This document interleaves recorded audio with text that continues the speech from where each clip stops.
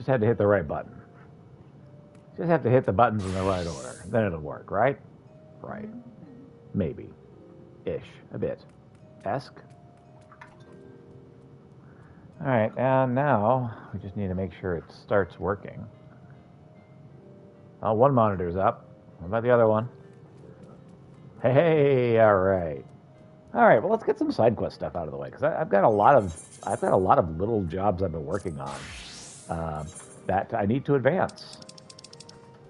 So first things first, let's head to Old Charlane and get some job quests out of the way, because I've been leveling them a bit.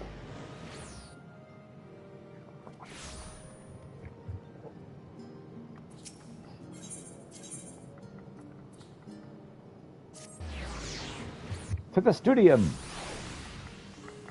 Let's save these people from a gastronomic fate worse than death. They made some god-awful bread. Like, so bad it made... it made the scholar's bread look delicious by comparison. Oh. Oh, Pietro, my partner in Panaloaf Improvement.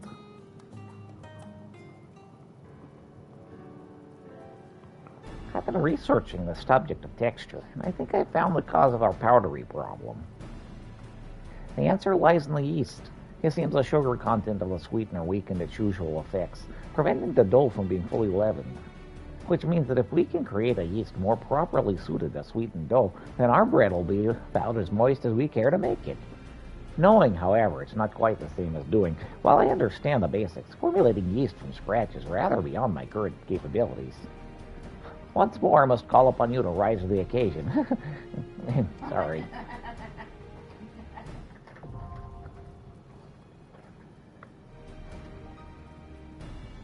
The studium deliveries list for DeBroy has been updated. To view the new list, speak with DeBroy.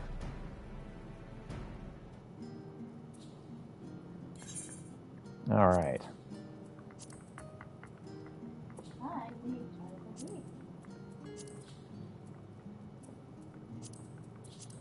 Okay, Panaloaf yeast. I need some palm sugar, some amra, and some luna tender blossoms. I think I've got most of that stuff, actually. So let me put a pin in that for now. Let's check. We could also do this one for leatherworker. Peter, let's jump straight into the next part of the process. All right, let's do it. I asked that you would craft another vital part of the star lens. You see, the operation of this particular type of telescope requires highly specialized magic. While I understand the mechanics behind this magic, the sheer volume required far surpasses that at my disposal. Please, might you be so kind as to craft ethereal amplifiers for me? Sure, I can do that. There's no words to express how thankful I am, Pieter. Not only are you assisting me with producing the star lens, but you continue to encourage me every step of the way. Delivery commenced. All right. Okay. Leatherworker would be the other thing. Botanist. Nope. No one fears my botany powers at the moment. Okay. So I need to use botany to get the ingredients that she needed. So she needs palm sugar, amra, and luna tender blossoms. So let me mark those down.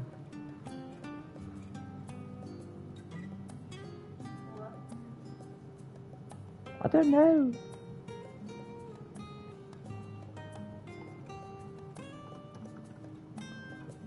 Panaloaf yeast. Wow. What's wrong? What time is it right now? 5:17. It's telling me my prescription status is ready. I see. Yeah, and I could have sworn that the pharmacy isn't open. Check online. Check the time. Yeah, I'm going to check the link it's sending me to see what store. And the hours, right. Okay, so palm sugar.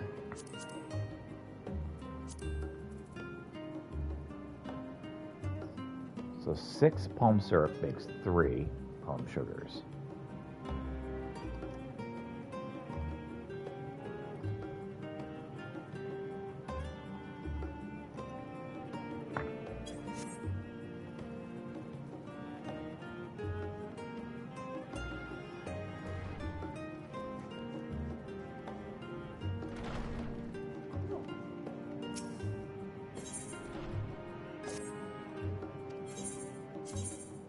Alright, any palm syrup available? It'll be a while before I get to the main story quest if you wanted to run and grab it if it's available. I'm just gonna wait. Okay, that'll work. I'm glad it's letting me know it's ready. Indeed. I just need to do it. Right. Alright, so let's grab... Alright, so if I need 3 palm sugars, 2 times 4,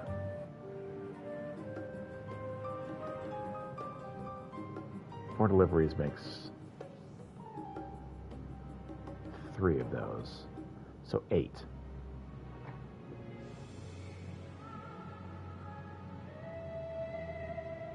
So 8 times 6, I need 48 palm sugars.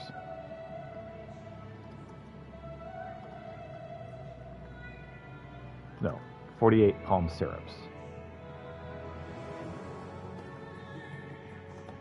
And then 6 amaranths and 6 lunar tender blossoms.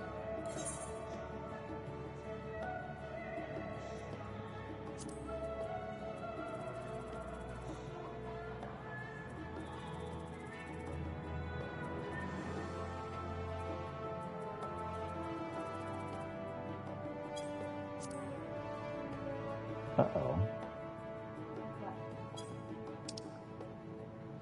What are the lunar tender blossoms?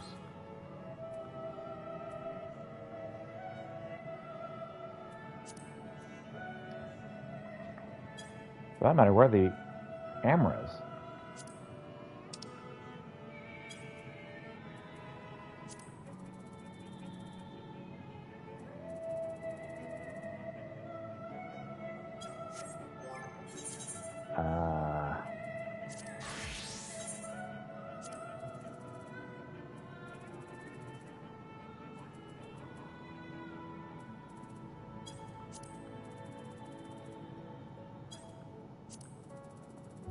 Acting like Amra is a thing. Let's check. Hold on. Maybe it's a level below. Not there.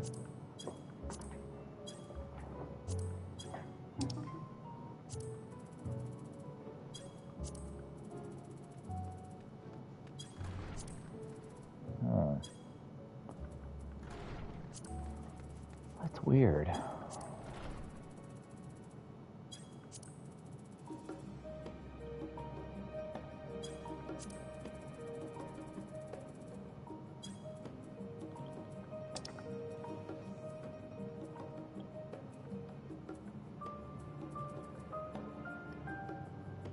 How the heck do I get an Amra?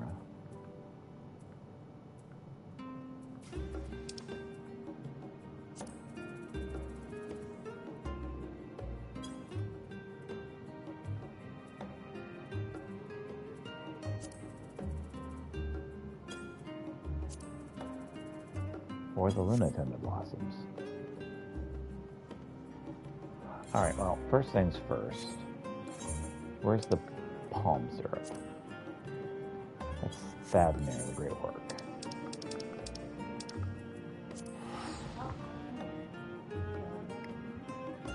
Oh, okay. As you wish. Hurrah.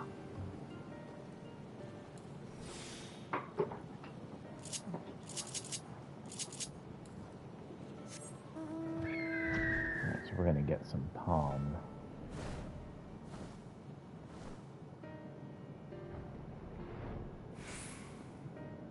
Some palm syrup. I need 48 palm syrups. And this is Razatan.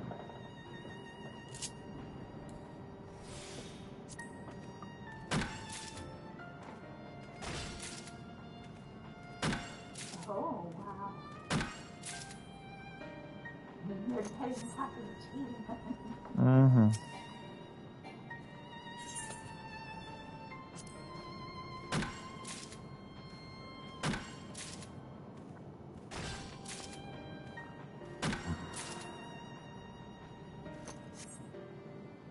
Okay.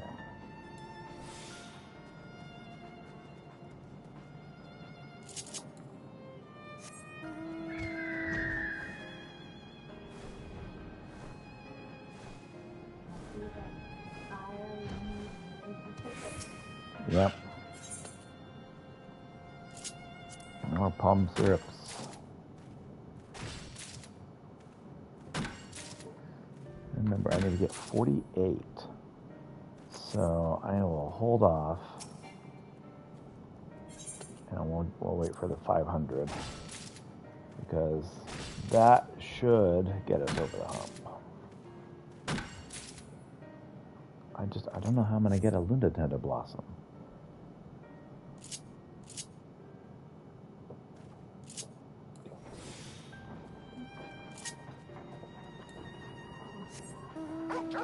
As you wish.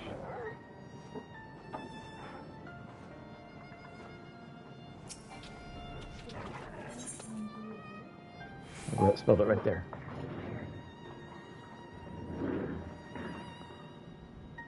Okay.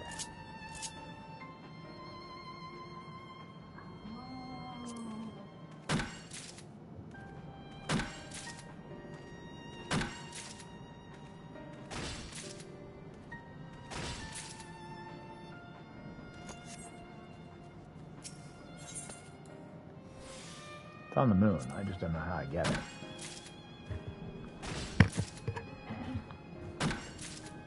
Okay, evidently you can buy them with gems, or you can get them by buying unit tenders. Oh, okay, that makes sense. Tenders. So I think the Luna tenders look like. Yeah, they're the like sabotenders that are on the moon. Okay. Did I get 48? I did get 48. All right, so I just need to head to the moon then.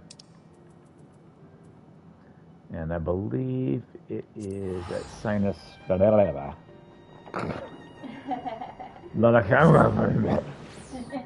it is.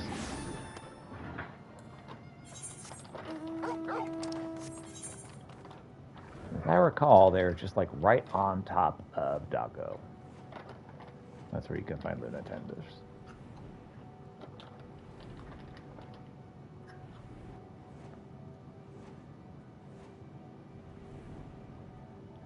So we gotta find Golden Dago, and we should be able to get Lunatenders from there. I also need to figure out where the frickin' Amras are. I imagine it's probably a similar kind of deal. Hi, kitty. Hi, kitty. Ah, there's a Luna tender. Mm-hmm. No, they were cute. Oh my goodness.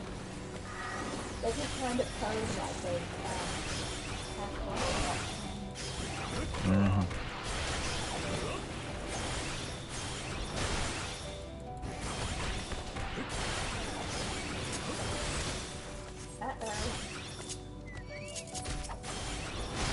This is fine.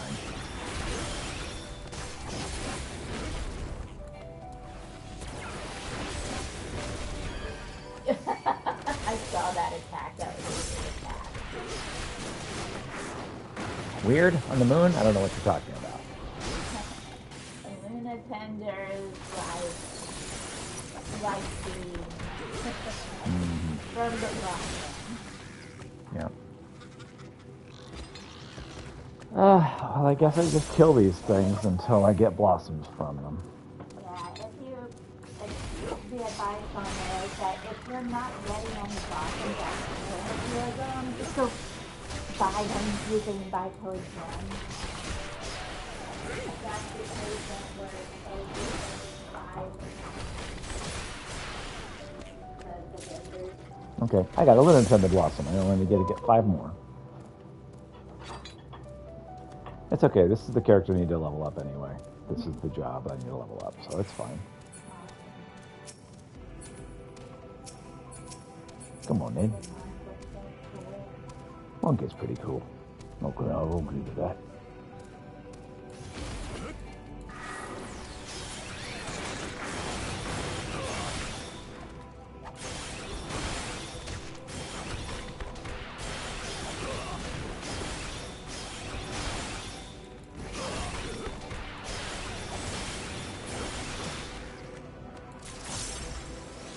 Okay, I got 3 Lunar Tender Blossoms. I need 3 more.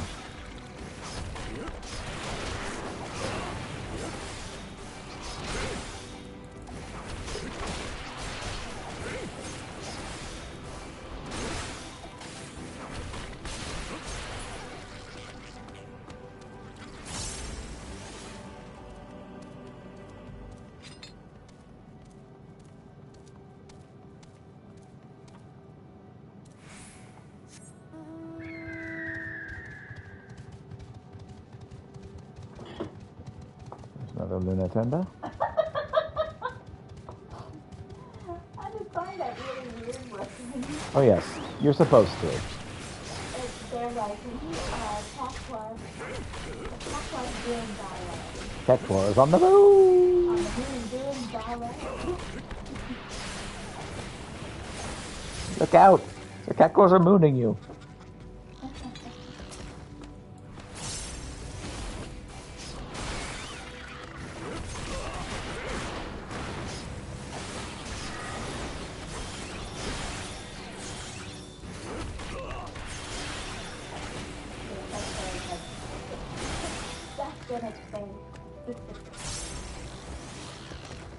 Okay, so what? I got 3, I think. I did. Okay, I need 3 more. See one over there.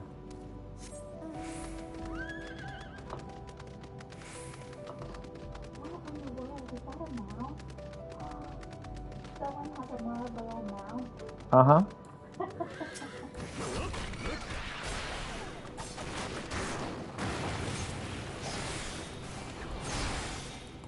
So if I was willing to spend time in that one place, words, the Resistance. If I was willing to spend time in the Resistance, there's a lot of really good mounts in the Resistance. Okay, 2 more Lunar Tenders. So yeah, the Bosian Resistance, that's what it's called. Bosian Resistance is absolutely garbage part of the game, and I hate it. But if I didn't, they got really cool mounts that you can get by doing it. But yeah, it's how this game does grinding. From the, what's it called? From the Shadowbringers.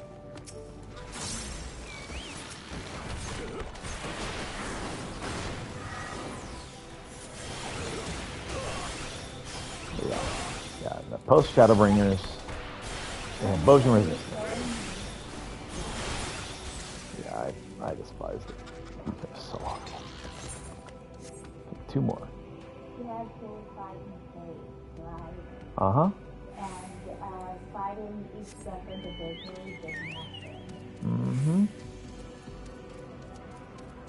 Yep, it kind of sucked. Oh, who am I kidding? It really sucked.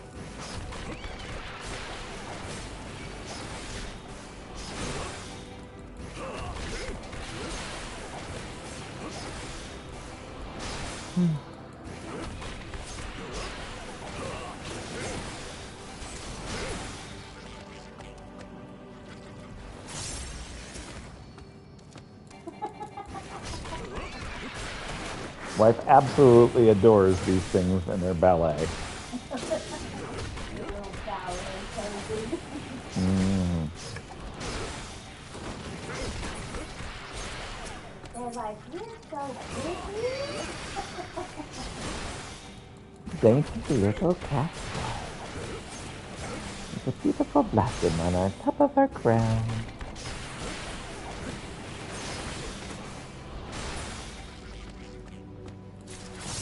Oh, That's it. that. We got enough. Okay. So, the next item up for bid, Amras. Where the heck do we get Amras?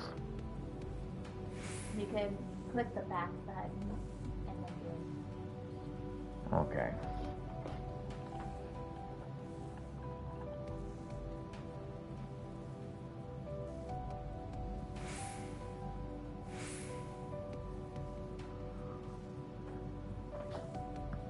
Is a signature fruit of Thavnir. The Amra is often spotted clutching the tail of a...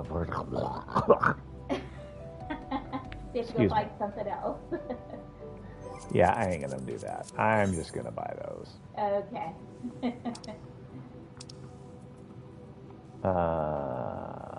You've got your pick. Old Charlene, Razadon, Thavnir.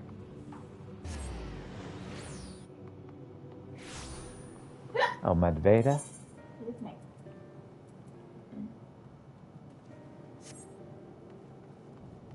Right there. Haha! Alright. So I need 6 of these things. Amra.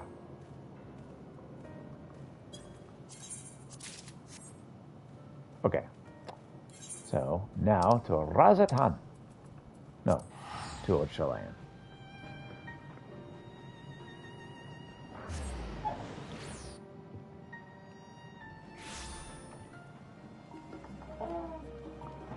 All right. So, next. Third watcher. Indeed. And I'm going to make palm sugar. Yes, I am. Oh, I gotta make the first one. All right.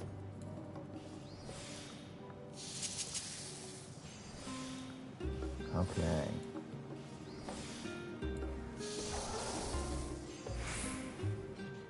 Awesomes.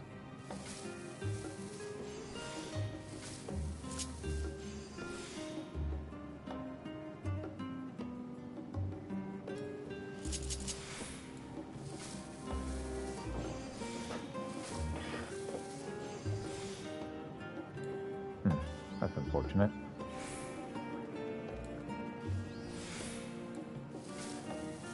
Got exactly what I needed at the perfectly wrong time.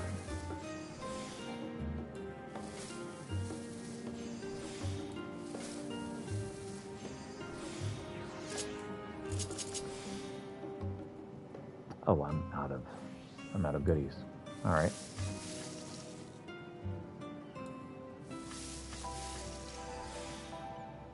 And we'll go from here. Hey! Yay! RNG worked for me. All right. Oh, Yeah, just make the rest. I don't need palm syrup.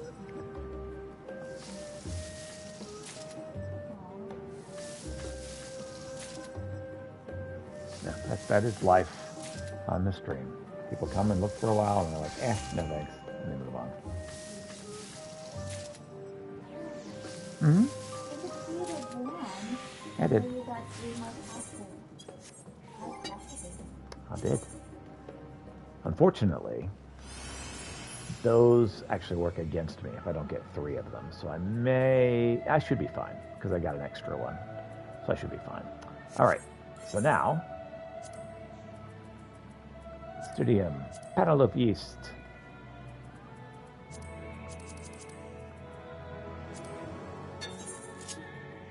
That will actually be fine. So that high quality sugar is working in our favor. Ooh.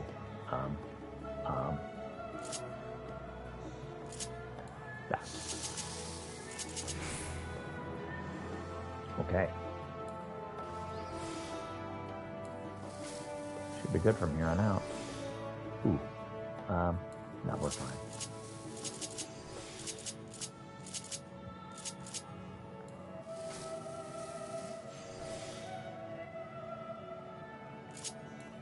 Let's just finish with a flourish.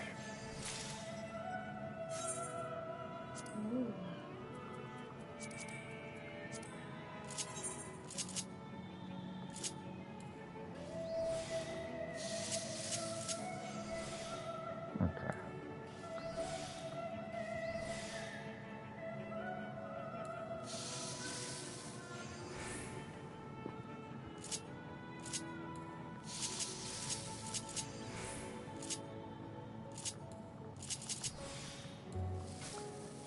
up from here.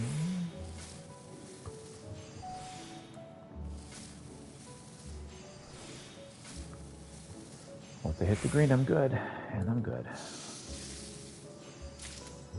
Anything higher than green is not helpful, at least on these missions.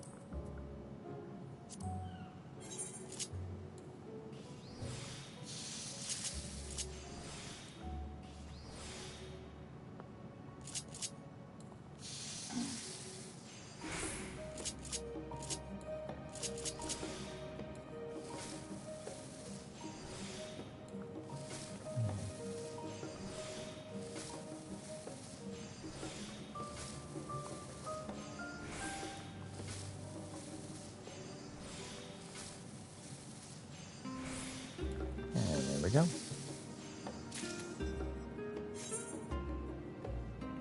I've got 3, I need 3 more.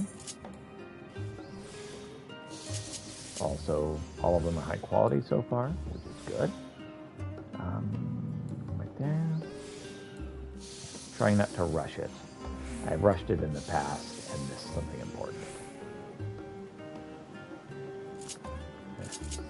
Right there, get that.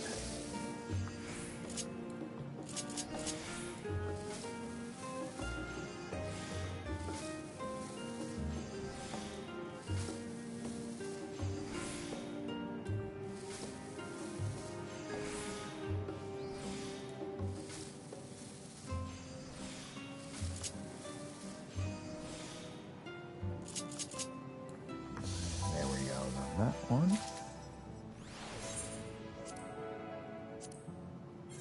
2 to go.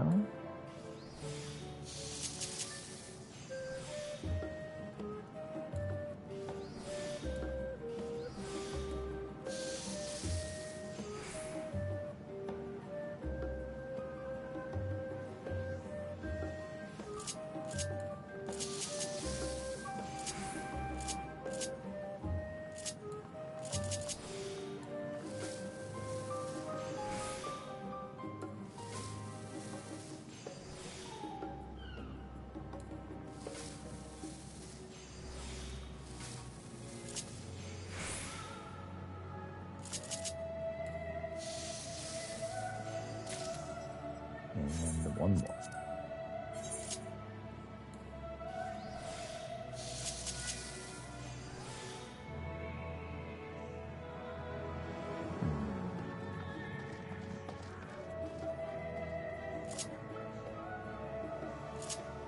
Do that one.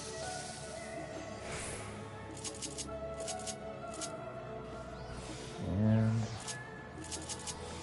now we just need to work on quality, which should be easy enough from here.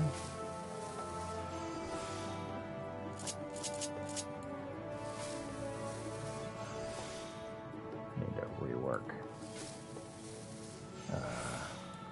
my hot bar for cooking, but so far so good. And that should be it. Okay. To the studio.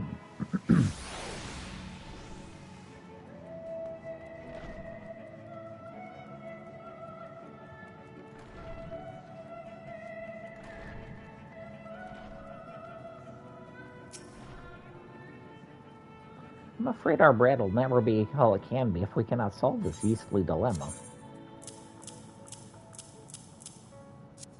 There's some yeast. Here, let me click cancel when I meant to hit go. Oh. Now that's some potent-looking yeast. Trust me, after the hours I spent staring at such things during my studies, the quality is obvious. Excellent.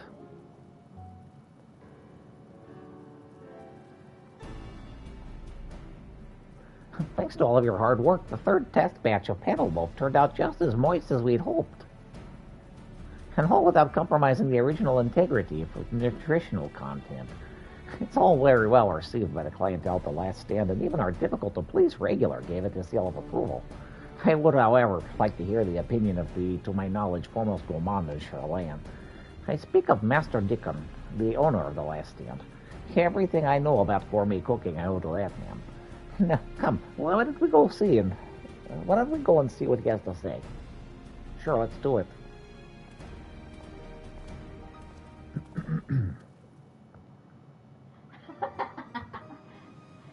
What happened? Saw him nod and walked off 2 more times. Yes. Master Dickin, what do you think about the third batch? It's a decent loaf, all right. Certainly a far cry from what you started with. Very first staple tasted like a sponge filled with sewer ditch. I expect you have your new friend to thank for this sudden leap in progress.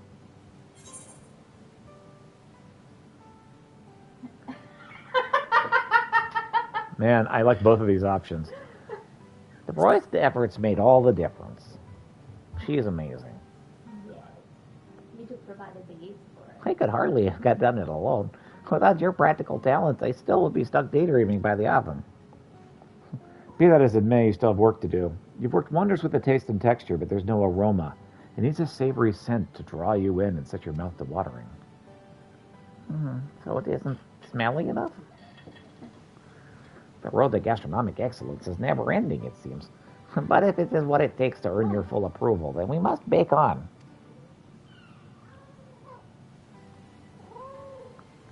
Now you're vocal. You remind me of old Mervyn. He was the fellow who built this place, and dedicated his life to bringing fine food to Charlayan.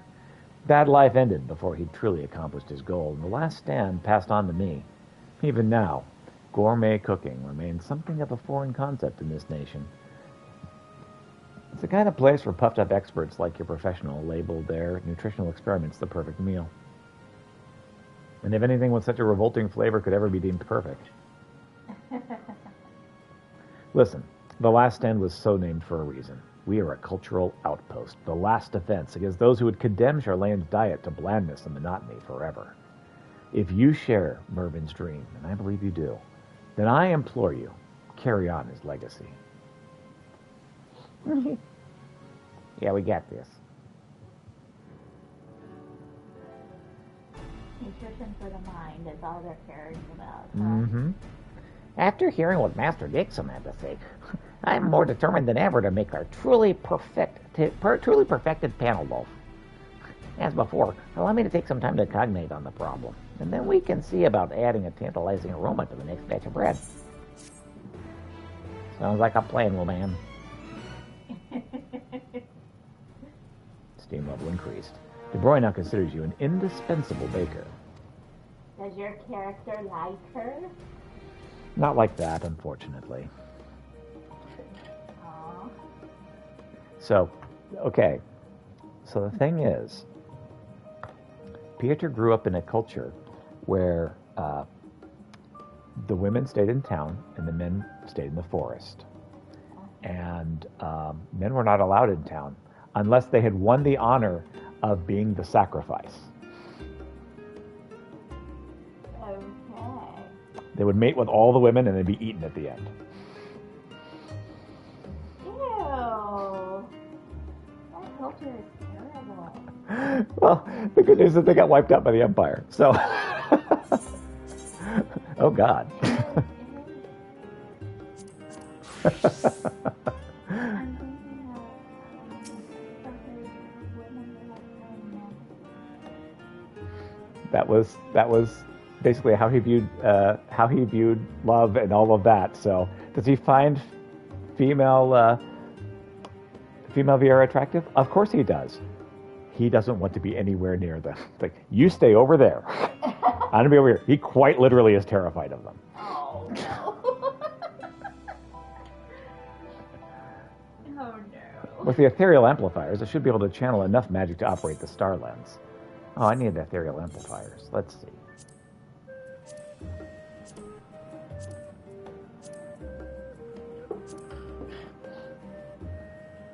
Whew. I've got a lot of everything. I need red pine lumber.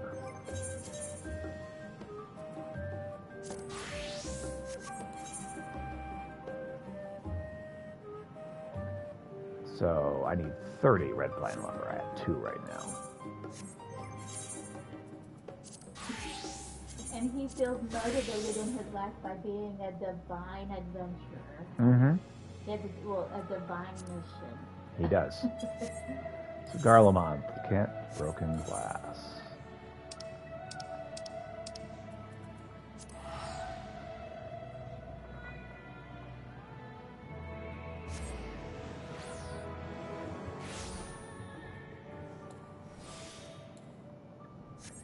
Yes, people tell him his culture is awful, and he's like, well, yeah, I still really miss it, though. Everyone I knew growing up is dead. It's really sad. Well, no, that can see that. But he also wants nothing to do with. UV women can stay way the heck over there.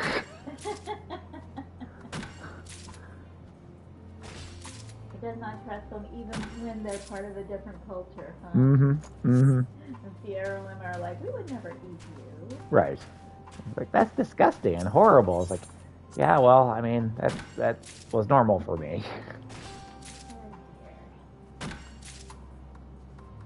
But you'll forgive me if I would just as soon stay away from you. It's like, oh yeah, okay, that's fine. Also, he tries very hard to be vegetarian himself. Are you sure there's no people in this? Yes, there's no people in this. If you're sure.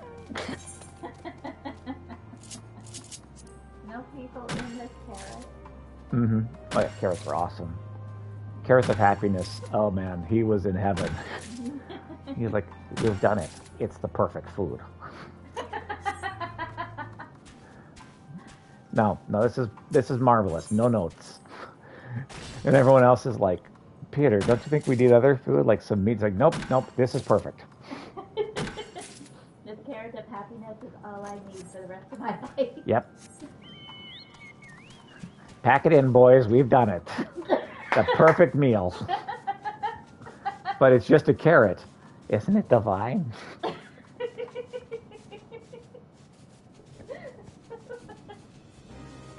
So he thinks highly of the Lola Prince. Oh yes, the Loporits. He's like, you guys were amazing.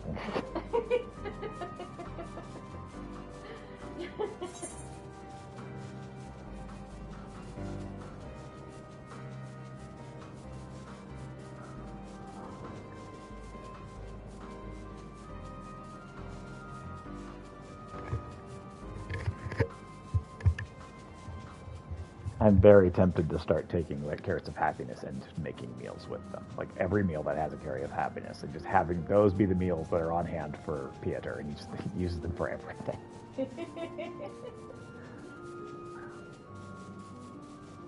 Meow is correct. Uh-huh.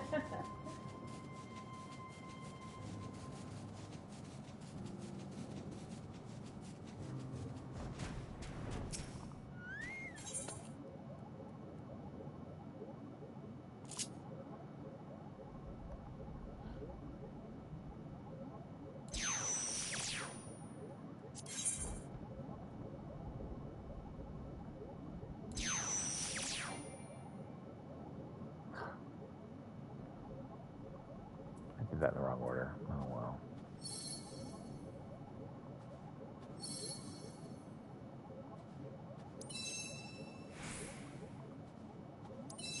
That's good, right? Oh yes.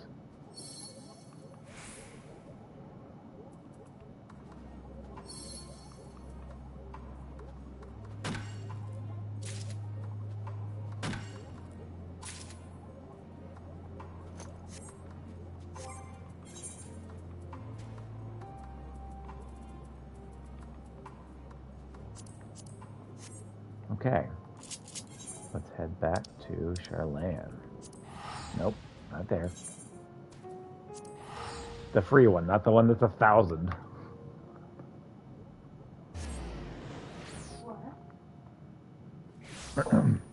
So, this is a PlayStation Plus free travel. This one was 1,000. It was so far away. My. I was like, please give me the free one. Thank you.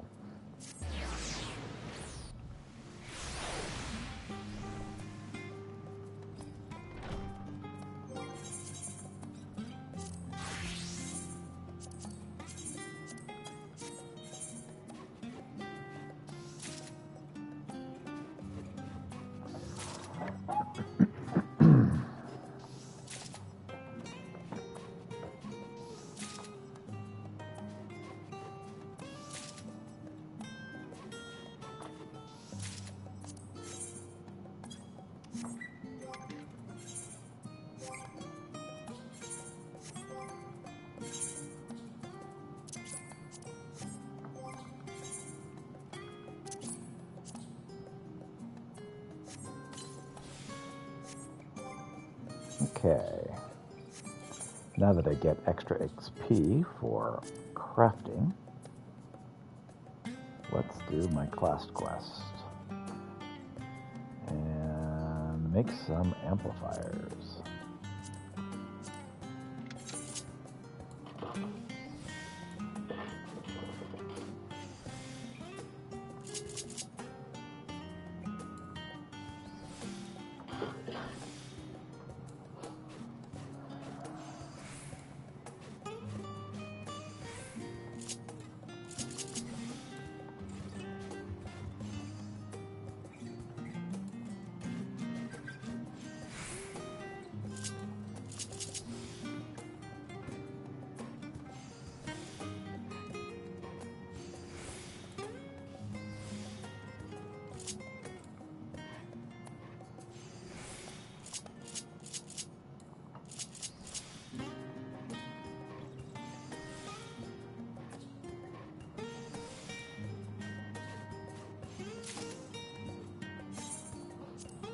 Well, let's do another one.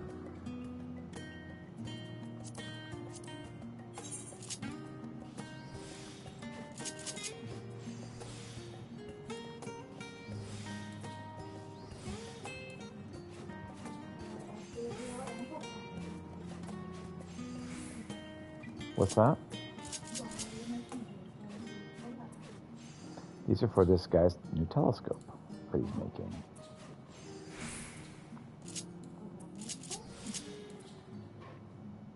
Oops.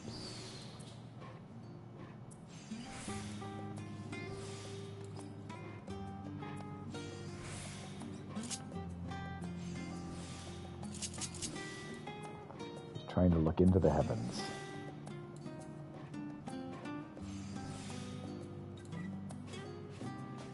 To study the mysteries of the universe.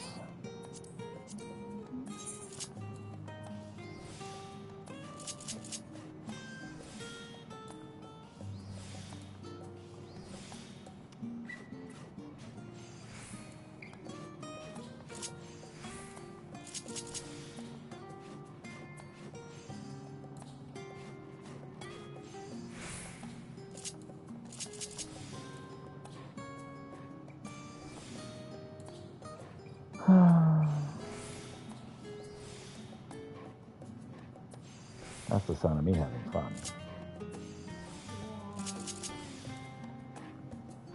So at least you'll get those done today and you don't have to work tomorrow. Correct.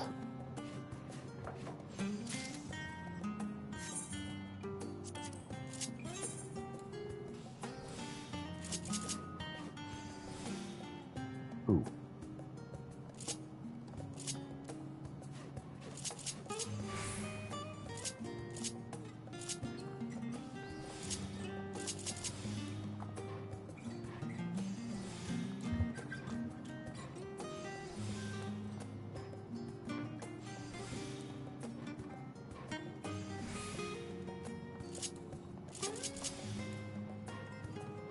Well, that should be it right there.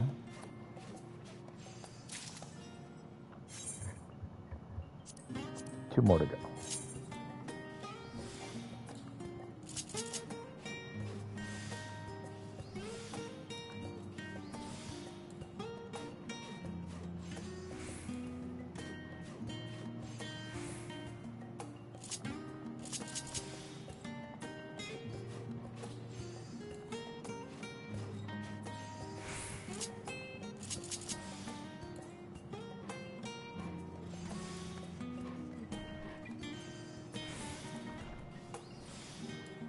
Ooh.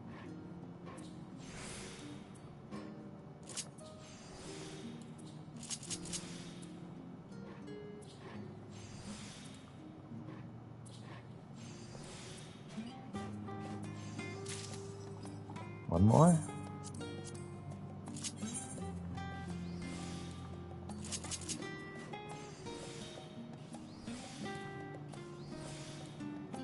At least the music's gorgeous.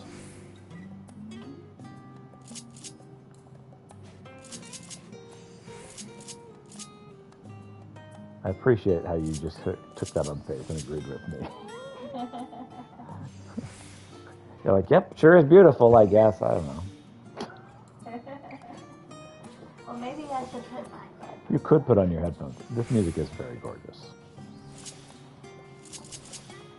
Almost as pretty as you, dear.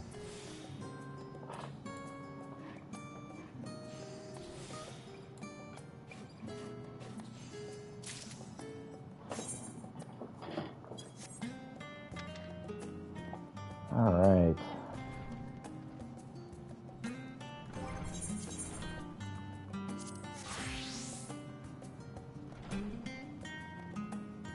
It's hard. Mm-hmm. With the ethereal amplifiers, I should be able to channel enough magic to operate our star lens. Fortunately, I brought you a lot of really good amplifiers. Peter, this is absolutely perfect. Thank you. Heart and soul. All right, Kitty. I've just finished looking over the last delivery. We're so close to having all the parts necessary. Jude, today must be your lucky day. The ever-busy Jeremiah has decided to grace you with his presence.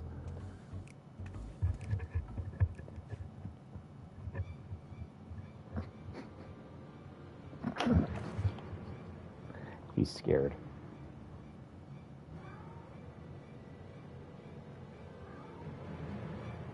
Who are these people? Not that they're here to extort coin from me. I must report them to the stadium's grand post haste, guard post haste. Thinking aloud again, are we? No need to worry, they're with me. In fact, they're members of the poetry group I mentioned. I brought them here so everyone could get acquainted. It's nice to meet you, Jude.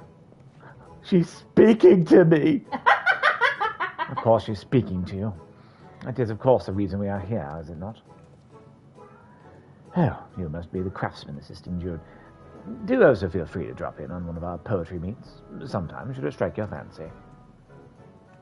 Hey, sure, why not? So what do you think? A magnificent group of people, are they not? We were just on our way to the last stand. Would you care to join us? Steady now. Jeremiah is trying to help you. He knows that you have no friends, and is attempting to coax you out of your shell. You really should be thankful. Truly.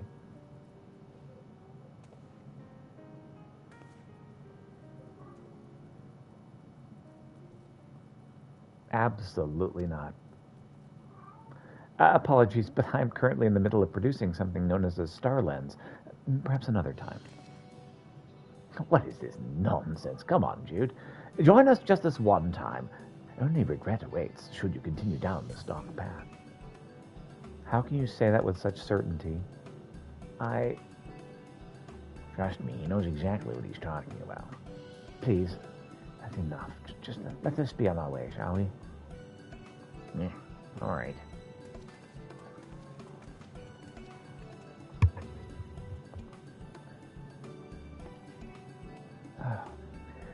Having to meet new people is quite draining, I must say. However, I'm rather proud of myself. Normally, I'd have been so nervous, even the thought of speaking would cause me to lose consciousness. I must be growing. You're improving.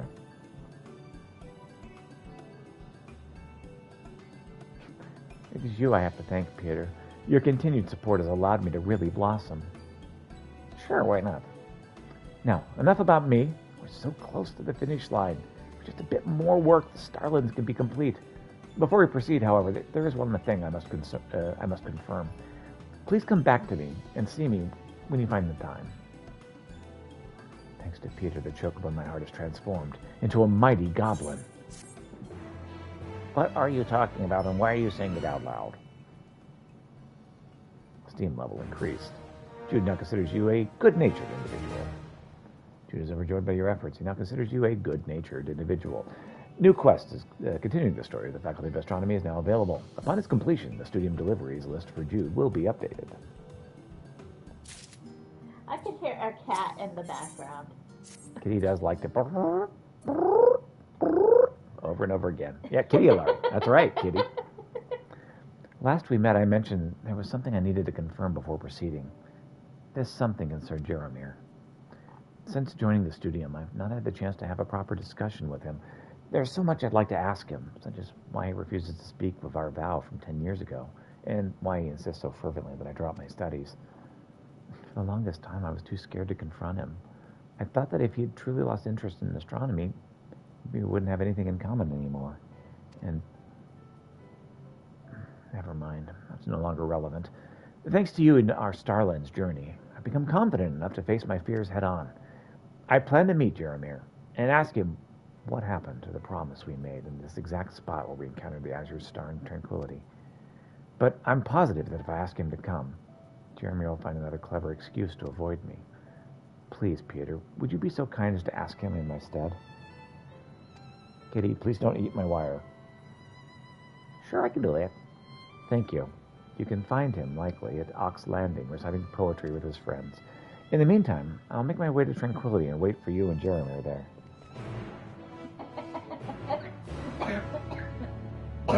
My cat's just over here eating my controller cord. Like, oh, I love you so much. Crunch.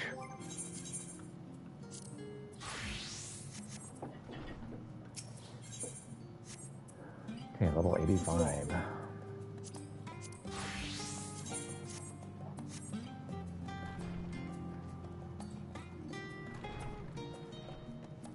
What is it, Laugh? Oh, I just find myself reacting to what you say sometimes From the stream. long after you've already said it, because I just heard it. Yeah, that's fine. That's what happens whenever you listen to my stream. There's a bit of a delay. A wee bit. Okay, well, let's have a conversation at Ox Landing, shall we? Everyone get out your ox cord. Excuse me, sir. You need to put that away. You there. You're the craftsman helping out at the Faculty of Astronomy. I take it you're not here to recite poetry? You're darn right I'm not. Who cares about poetry? You're looking for Jeremy. Sure, I can point you in his direction, but you have to do something for me first. I said put that away, sir. You see, there's this girl. She spurned my advances a few days ago. I can see you're also flabbergasted to learn she's rejected a dashing young man such as myself. I said put it away.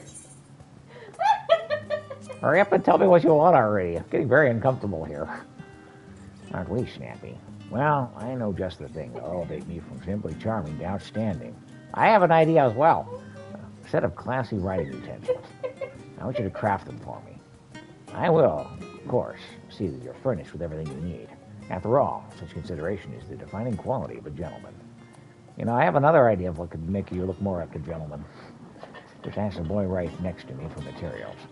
He still owes me a rather large sum of gold, and we'll see that your expenses are covered. Let's hurry and get this over with. I can't stand to be near this guy, or be indebted to him for a moment longer.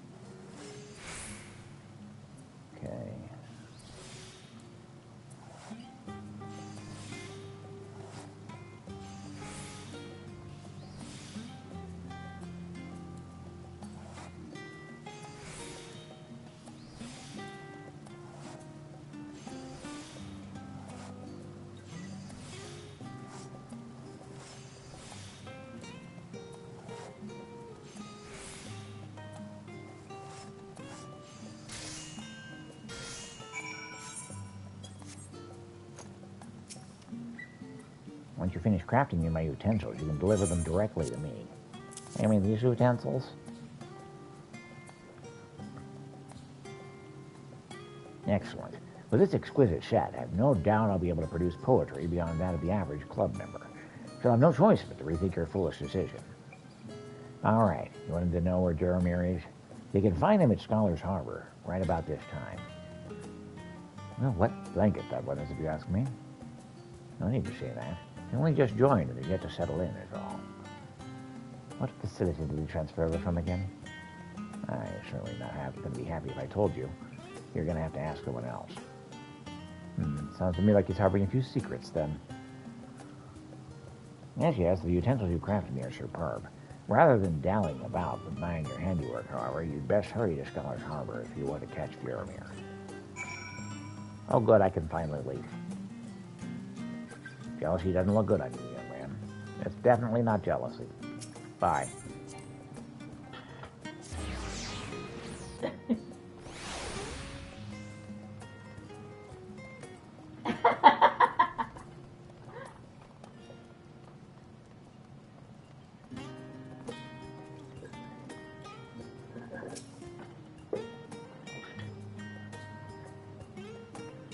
Oh, it's you, the craftsman working with Jude. What can I do for you? I want to talk to you about Jude. You want to speak with me regarding Jude? Oh, very well. I suppose I can pass a few moments if it concerns our dear friend Jude. That night sky, though. Shall we talk here, or do you wish to speak in private elsewhere? Wherever's fine, I don't care. Tranquility? Oh, I'll be on my way, then. Look at that. Ooh, it started snowing.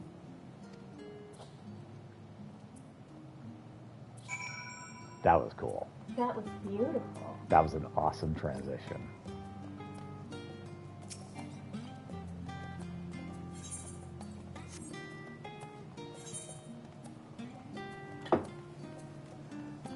All right.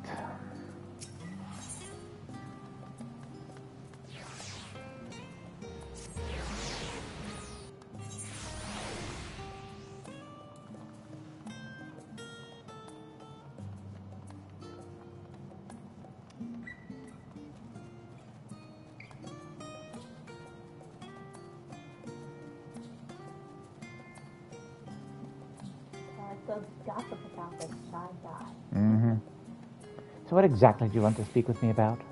I mean, the weather's beautiful. That's not what you meant to talk about. It wasn't snowing when you started speaking to me. Oh, I see. I suspected as much.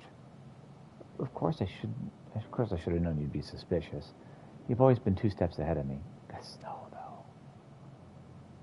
Even so, you still came. And I have words for you that have been left unsaid for far too long. Jeremir, why did you quit the faculty of astronomy? See, I once presided there.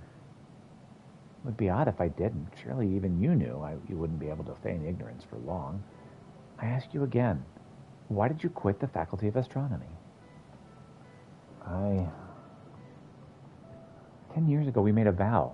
At this very spot, we swore together to search for and find the azure star together. Why would you renege on your promise now? Have you come to hate astronomy? Me? Hate astronomy? Please don't be silly. Finding that star meant the world to me. You'll also be forced to face the truth one day, just as I have. Allow me to warn you before it's too late. I am but 1 summer older than you. I shed blood, sweat, and tears to ensure I'd be able to earn a place to study at the studium. I kept silent about which faculty I was to enter because I had hoped to make some progress toward our goals and surprise you with it once you joined. Upon hearing members were free to use the telescope at any time, I joined the Classical Astronomical Association. I planned to devote all of my spare time to our investigation.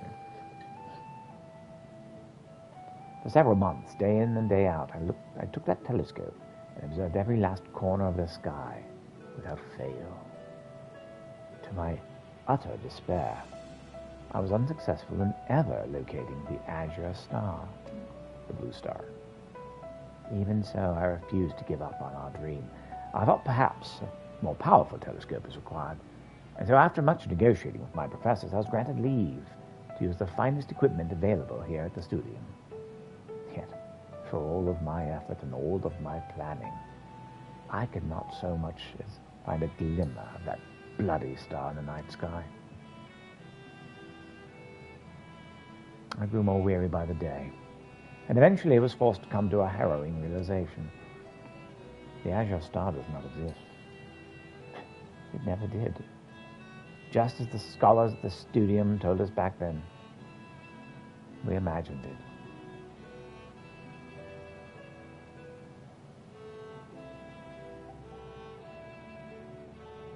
The Azure Star doesn't exist? If in fact what you said is true, then why not tell me sooner? Same as me. Finding that star meant everything to you. How could I possibly tell you that? If the Azure Star doesn't exist, what have I been working toward this entire time? Listen, I understand your feelings better than you know. Forgetting about it will take time. But it can be done.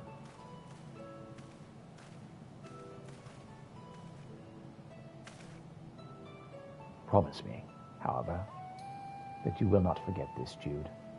I am, and always will be, your friend and ally. That's an interesting word. Mm-hmm. My life. Without the Azure Star giving me direction and purpose, my life is meaningless. What am I going to do? You're the only one that can give your life purpose.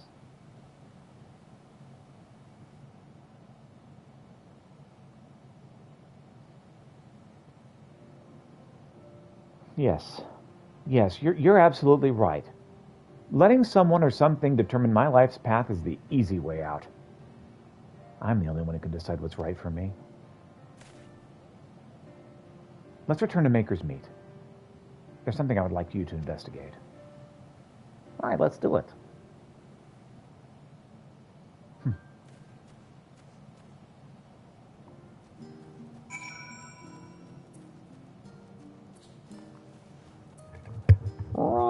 Run like the wind. Fast as fast can be. You'll never catch me. That's a jackalope. Brow?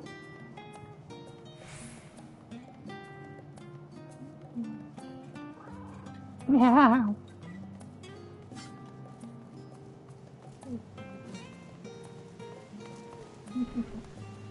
Oh, I heard him go brr. Mm-hmm.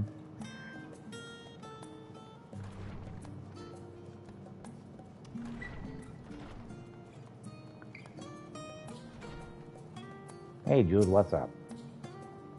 If even Jeremiah was unable to find it, there's a good chance the Azure Star truly does not exist. There is, however, one other possibility. There's a chance that it's still out there, just not observable with the tools that were at his disposal. The journey we're about to embark upon is as dark and uncertain as a flight across a starless night sky. Regardless, I shall not give up. This is a dream I've pursued for a decade, and I cannot walk away without a fight. Alone, I would have no hope of continuing Jeremiah's work. But with you by my side, perhaps I can accomplish that which even he is not. Peter, may I count on your continued assistance? I'll see you through your adventure. I knew I could count on you. Thank you, Peter. Once I have everything sorted, let's begin production, post-haste. His continued encouragement has really lit a fire in my heart. I feel as fierce as a bomb. Boom, baby, boom. Is your character sensing his inner dialogue? Yep. I'm reading his brains. Next request is available upon level 88 as a carpenter, leatherworker, or weaver. Okay. So those are all of those side quests.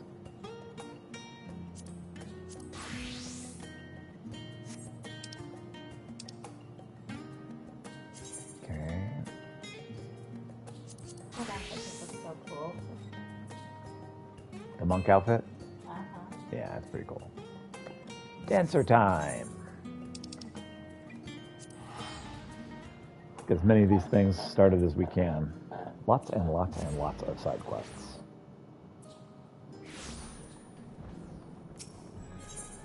That way we can start tomorrow and just go straight in the main quest.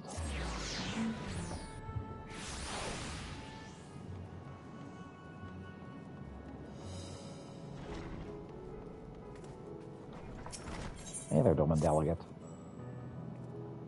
Do mine eyes deceive me? Master Peter, oh, thank the Kami. Lord Hean has requested an assistance with the resolution of the most urgent matter, the hunt for a fell beast believed to be a blasphemy.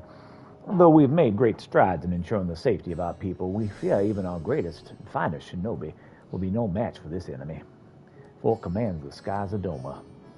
But as your talent for striking down foes at a distance is beyond compare, I can think of no one better to aid us in overcoming this adversary. It will be my pleasure. Oh, Kame be praised. I shall inform Lady Yagiri that she may receive you at the Doman Enclave. Safe travels, Master Peter.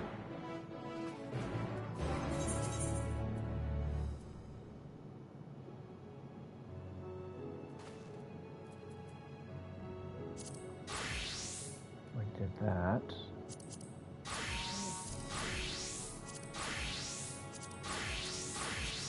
Okay. I need a monk at level 85 to do that last one. And I don't have it. So, let's go ahead and get this going.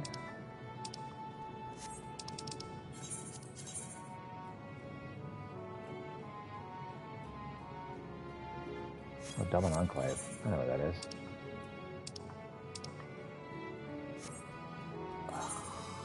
There we go.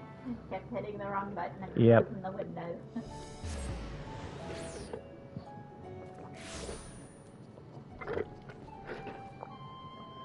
All right. Oh, it's just right there.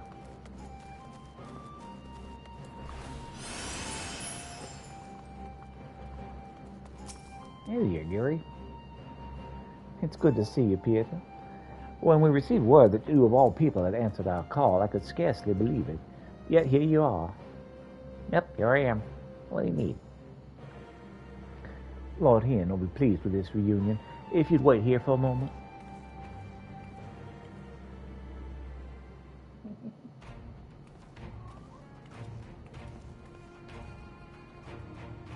Well, well, that the Kami should guide your steps to our door once more, and with such fortuitous timing. Glad to see you. Pray forgive me for not affording you a hero's welcome, but time is not on our side. Not long after receiving word of men transforming into hideous beasts in Thravnir, a similar creature was born of a woman in Isari. After attacking another villager, it took to the skies and fled, though we know not where to. An all too cruel twist of fate, for the one slain was among the prisoners returned to us from that deplorable exchange with Asahi and the Empire, just when they had at last begun to piece their lives back together. This blasphemy must be stopped. Alas, our foe is wont to keep to the skies, well beyond the reach of our samurai and shinobi. Thus do we seek the aid of those proficient in ranged combat, able to pluck the beast from the heavens. Of course, martial prowess alone will not solve our problems.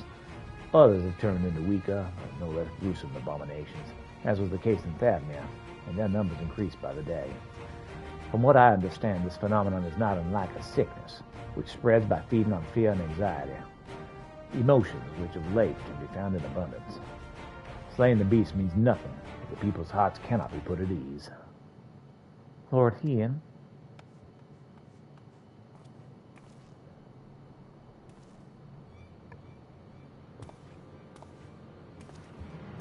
You have to help. The villagers, they... Sir, please, calm yourself. Tell us what happened. Another had been turned into the mine, my lord. For a blessing. No man, no one was harmed when the beast flew into a rage, but the people are in a panic. I fear what may happen next. It's definitely bad. It would seem we have even less time than I thought. Worry not, we'll see to the beast. As of yet, there's no cure for this affliction, but we will save what lives we can. I promise you. I trust you're all ready to join the fray. Yes, sir.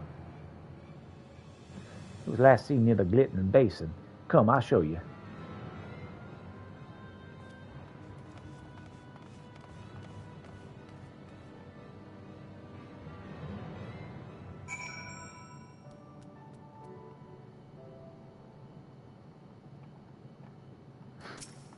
zoomed in a little too much. Well, the beast was right here, I swear it. I thank you for leading us here, but it's not safe. Please, return to your village.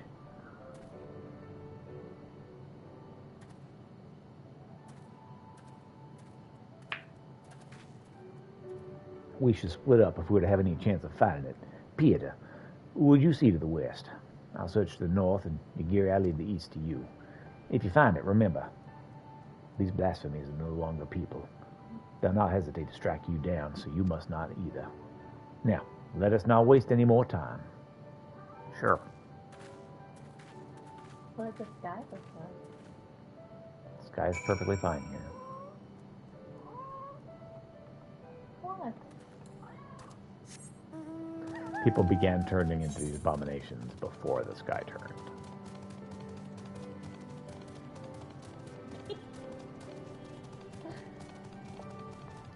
Sorry, I was listening to my conversation with the cat. Yep. Kitty's like, I made you. Yeah.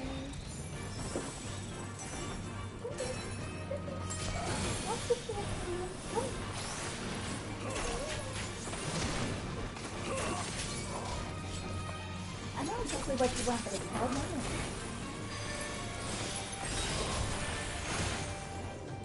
He's like, what do you want? Say the words. You know what I want. Say it.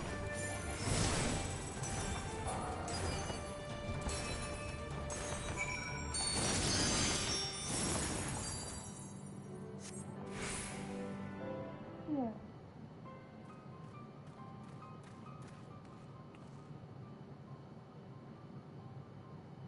Are you all right?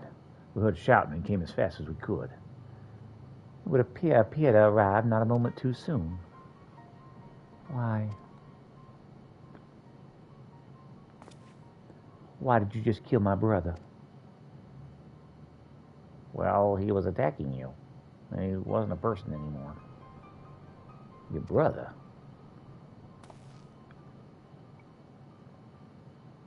Young man, that creature, he was not your kin. Not anymore. Had he not laid it to rest, it would have killed you and countless others. But if your heart cries out for one to blame, let it be me. The beast was slain at my behest. It was the only way.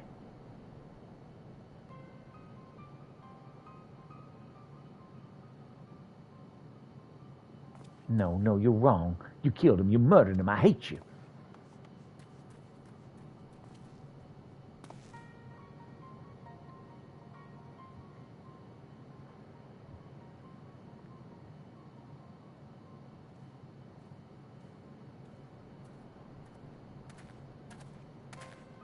The sun rises. You said, what are you doing here? Searching for Tombo. Well, clearly you found him first. The monster was your older brother, as you may have guessed. And Tombo gave chase the moment it ran off. I beg you, forgive him for this outburst. His brother was all he had left. Their father was conscripted by the Empire and was, regrettably, not those returned to us in the recent exchange of prisoners. The hope that they might one day be reunited was their only comfort when the Viceroy still ruled. I can only imagine how they felt when she walked into Ashari, a shadow of her former self.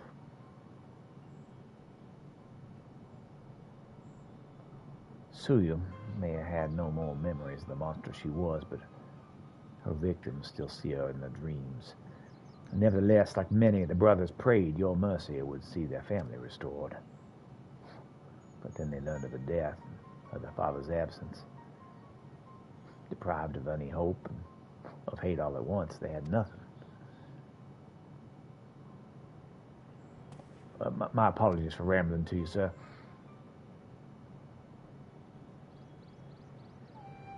No, is a rather enlightening tale.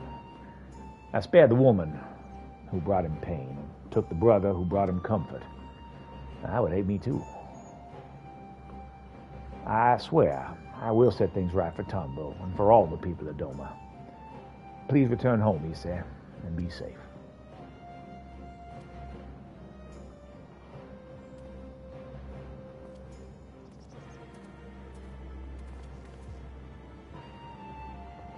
Let us return to the Doman Enclave. This ordeal will give me much to consider. Sure.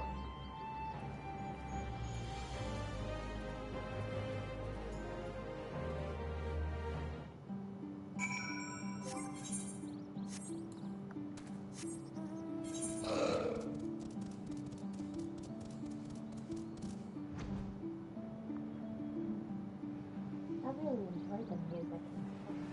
Mm-hmm. Music here is really pretty. I agree.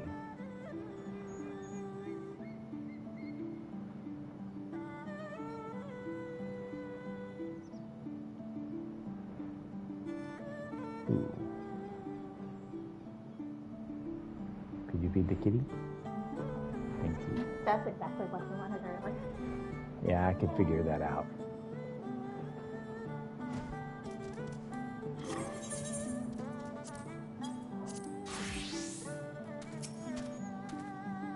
I'm sending one blade come from the mountains of Yanxia to test my mettle against the land's greatest threats.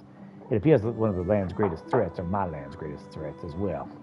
I've heard rumor that a wicked Unmoya from the island of Koshu has inspirited a scarecrow to ravage the quiet fields of the mine beyond. Such an affront to the very kami we worship and revere is not to be forgiven. I shall see this ne'er-do-well and his foul creation vanquished by myself if necessary. However, I would not turn away one who sought to test their own mettle as well. Let's go. Time to defeat the scarecrow. Wherever it is. Yeah, with me.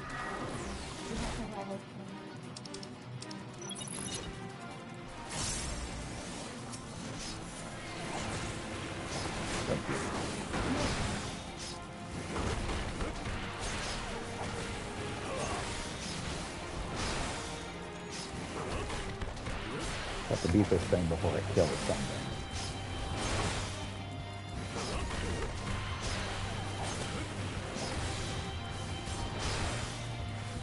There are others.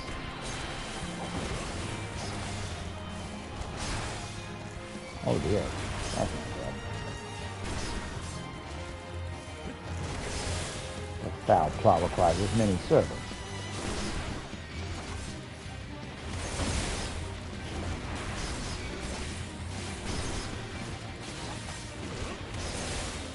At least I'm distracting most of them.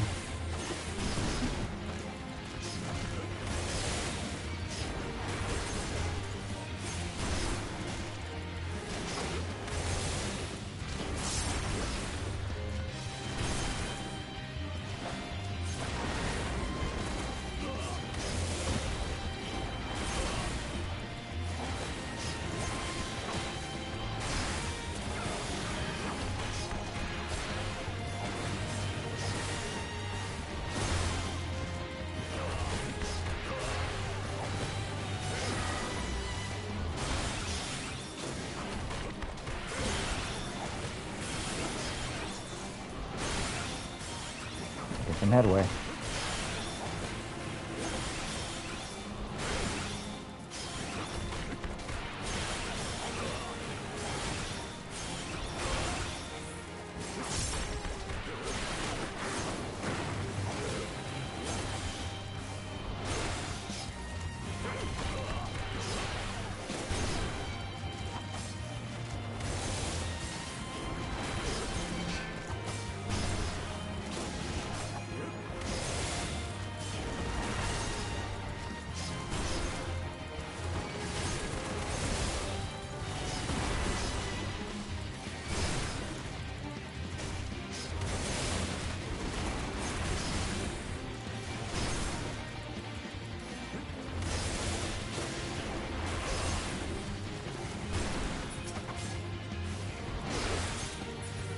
Got him.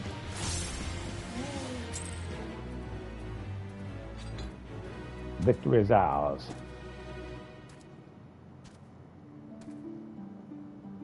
And Emoji's henchmen will trouble the villagers no longer. Yet I fear his work is far from complete.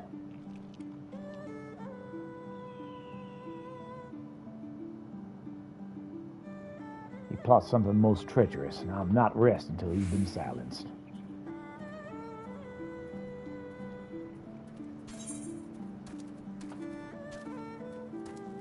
I suspect you're going to go off and do another fate. Are you a Scorpion? Not officially.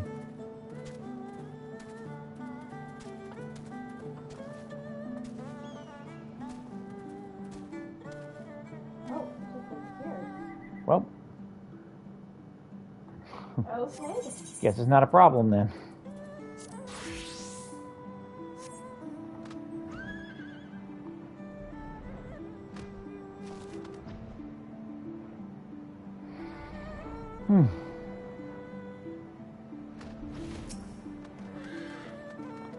All are free to travel in and out of the Enclave. Do you seek passage?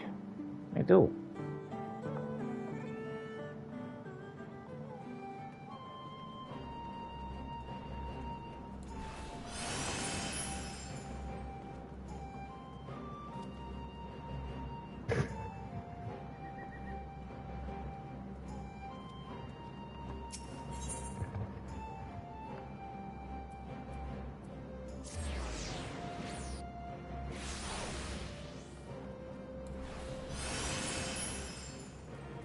Okay, I was mildly annoyed that our Walmart order was missing the most expensive item, but it was shipped. It was not ordered. It was not sent directly from Walmart. So we're good.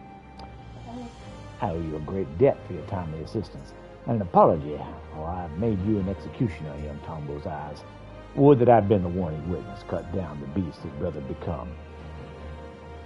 But we haven't time to dwell on regrets and what we should have been. No, we need to take action. And after hearing of Tombo and his brother, I believe I know what must be done. A great many of our brothers and sisters have returned to us in the prisoner exchange, but even so, there are those who yet remain lost to us. Meanwhile, Yatsuya, who was directly responsible for much of our people's suffering, was never held accountable for her crimes. In death, she claimed vengeance for her suffering at the hands of her brother, but it came at the expense of justice for our countless victims. The people of Doma have every right to resent me for failing them in their grief. But what are those who cannot bring themselves to even do that, or left alone with their anger and their pain? They may well give way to despair. And then, they'll share the same fate as Tombo's brother. Yes. Which is why we must needs consider who else may share in his anguish, and we find ourselves beset by more beasts. I will begin making rounds to the villages to inquire after those whom their neighbors believe are more distressed or late. Very good. I and the other shinobi will continue our search for the blasphemy which set these events in motion. And you, my friend, will have need of your talents again ere long. Rest assured, we will keep you apprised of our findings. Corbeil. All right. Two more side quests, and then we are all caught up.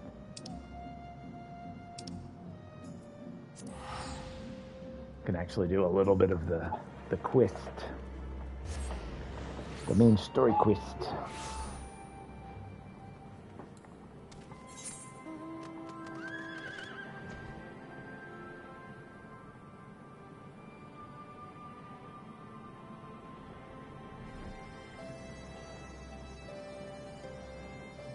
So I could navigate the streets, or I could just fly through the air.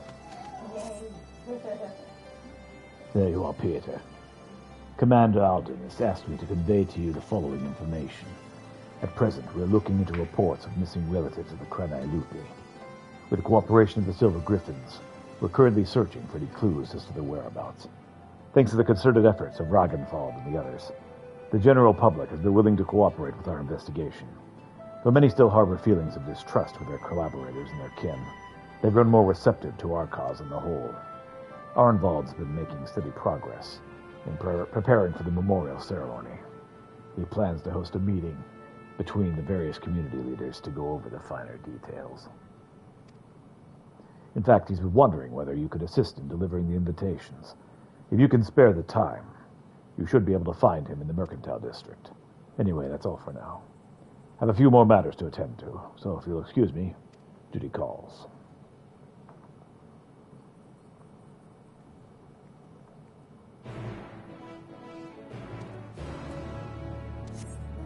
All right.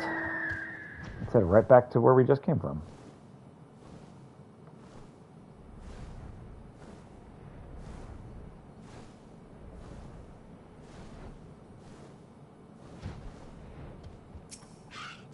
Hey there, Arenvald.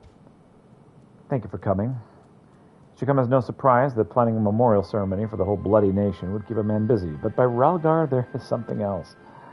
The hardest part in gathering information on those who died in the war, especially when it comes to the skulls in their conscripts. And they're the ones who need to be treated more carefully. If we don't acknowledge the crimes of their kin and all their painful truth, then we do a disservice to the victims living and dead. But if we let people paint them as monsters who did monstrous things, well, things we believe we would never do, then we perpetuate a different but no less dangerous lie. As for preparing the event itself, I'll be holding a meeting with members from each of the settlements around Girobania. I've sent invitations to most of them already. I was hoping you'd help me with the last two. There's Mesnun of the Peering Stones and Shushish of Viranelia. I'll give you one for each. Sure. To be honest, I wouldn't be surprised if they refused, considering how their people suffered at the hands of the skulls, but I hope we can remind them that deep down, we're all just people trying to survive, to protect our loved ones. We may have driven the Empire from their lands, but as long as we hold fast to the grudges born of attempts to divide and set us against one another, we'll never be free of their legacy of cruelty. And with that in mind, I've included an account of my experiences with the Silver Griffins and the people that I've met.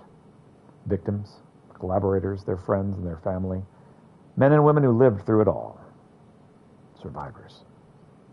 Even if they refuse to join the ceremony, at least they will know, and hopefully understand, our reasons for holding the event. Granted, I have not much practice in writing important letters, but I think that they'll get the message. You being the one to deliver them will make the world of difference, I'm sure. Take care, won't you?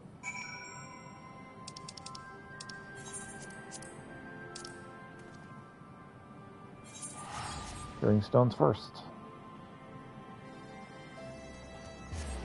This color outfit's pretty cool.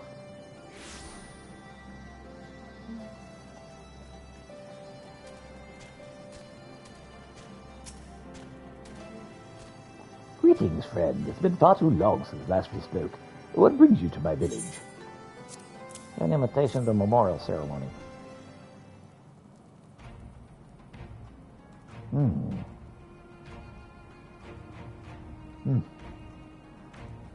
So the rumors are true. I need not read this letter to know its contents. I understand that Dragonfriend's volunteers are working to support the families of those lost in the war, which few will deny is a worthy cause. But to include the relatives of the Cranny Loopy. The skulls watched the Empire slay us in our thousands, and still they turned their cloaks and fought for our oppressors. And you would ask us to mourn the deaths of these curs alongside their victims?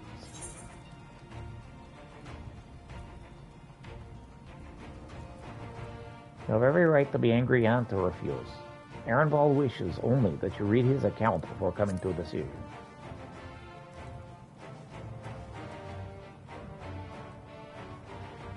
Oh, to miss it out of hand would be discourteous. Very well.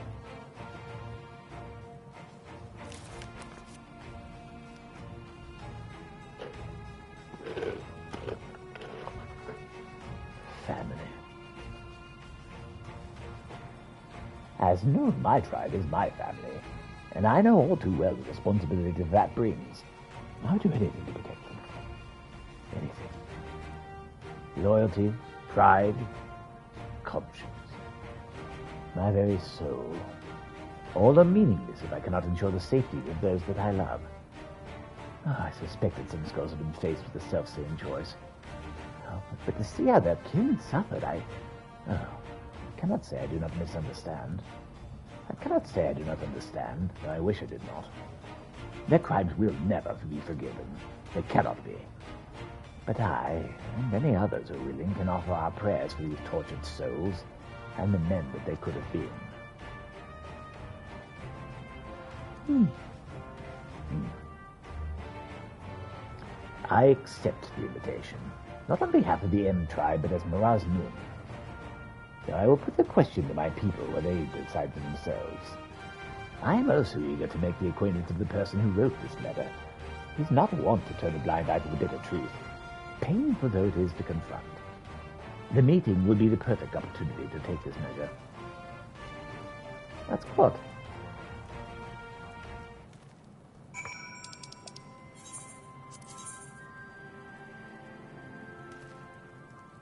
Oh, just right over there.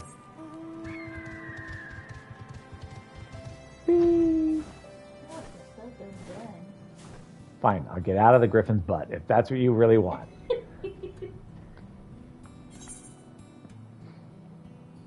So picky, goodness.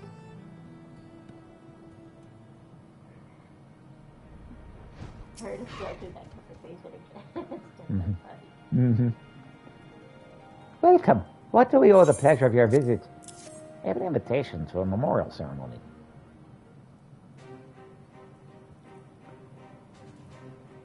Oh, this is as I suspected. There have been rumors that such a ceremony would take place. Although you have traveled far to make this invitation, I must decline. We cannot mourn the lives of the fallen, and the Crane Lupe to be counted amongst them. Like the Kilana, they chose to aid the Galilean oppressors, killing and bleeding those who would pillage our lands. Cowards and traitors all. And are we to assume that the Kilana, who died fighting for the Empire, would be honored as well? If so, that's all the more reason for us to refuse.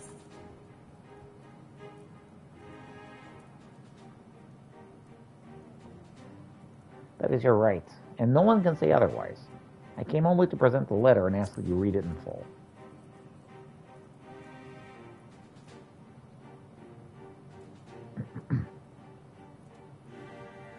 If you insist.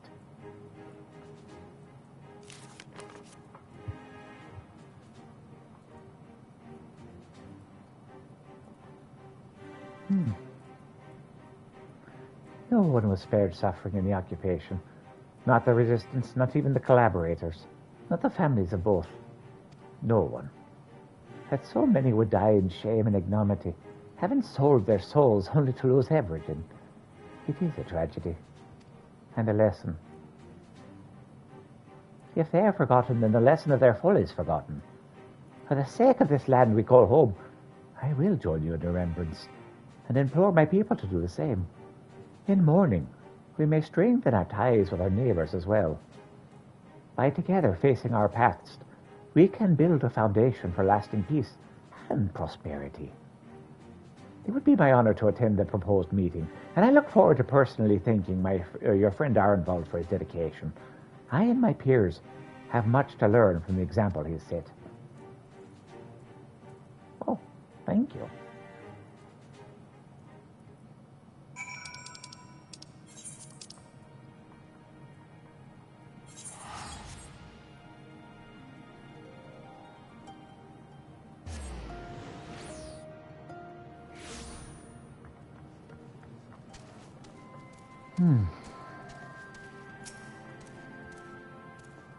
So, how did you fare in the fringes? They both tried to refuse, but I made them read the letter, and they liked it. They said that about me? It's rare for me to get such glowing praise, especially from renowned readers like Sarasha and the Moran Noon. More importantly, though, they agreed to attend the meeting, and I've got you to thank for that. After all, I imagine it's hard to turn down an invitation when it's hand-delivered by the Warrior of Light himself. But before I get ahead of myself, though, I must remember that this is only the beginning. Bringing everyone together is one thing. Coming to an agreement on an extremely divisive issue is an entirely kettle of fish entirely, as Her Grace is quick to point out. But as she's taught me, if our cause is just and our hearts are true, those of like mind will surely answer the call. And surely if they have. And answer if they have. While there are bound to be differences of opinion, I'm sure there's nothing we can't overcome, if we put our minds to it. To that end, I was hoping you could join us, if you've the time to spare. There are still a few loose ends. Ragnfried and I need to tie up beforehand, so we'll meet you in the palace as soon as we can. Just having you there will make a world of difference.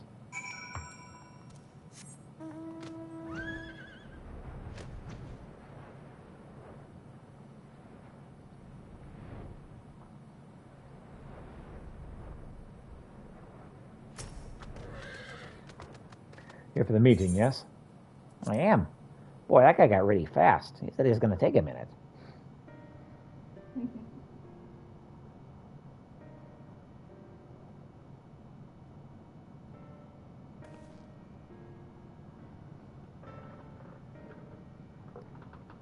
Nice that we invited the cannibals. And while we agree upon the importance of the ceremony, we recognize the inclusion of the Crenia Lupi will be distressing for many. I too lost family at their hands, and I would never ask others to forgive and forget. But for all of their crimes, they were Alamegans, just like us. None made the decision to side with Garlemald lightly. They had a choice, and they chose to betray us. Who among us have not made difficult choices for kith and kin? And do not forget, Fodolo chose to stand between us and the Primal. What does that have to do with it?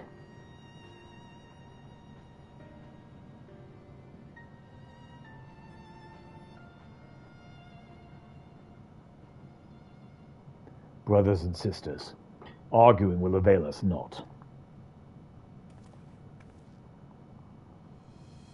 The fate of Alamigo rests on my shoulders, and yours, and those of every man, woman, and child that calls these lands home.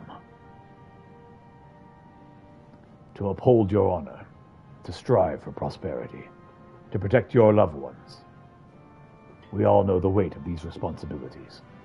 'Twas that self-same weight which drove many of our people to serve our oppressors, misguided as that was.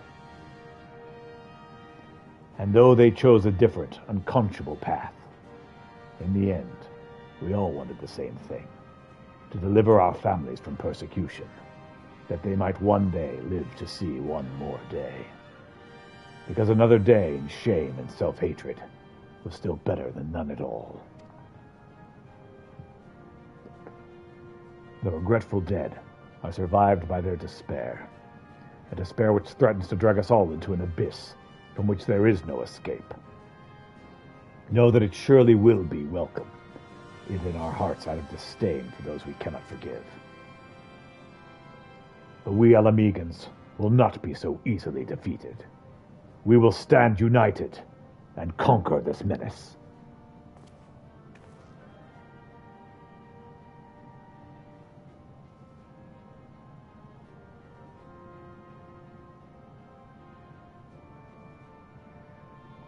Every Alamegan who fought and died did so in the hopes that one day we would be free.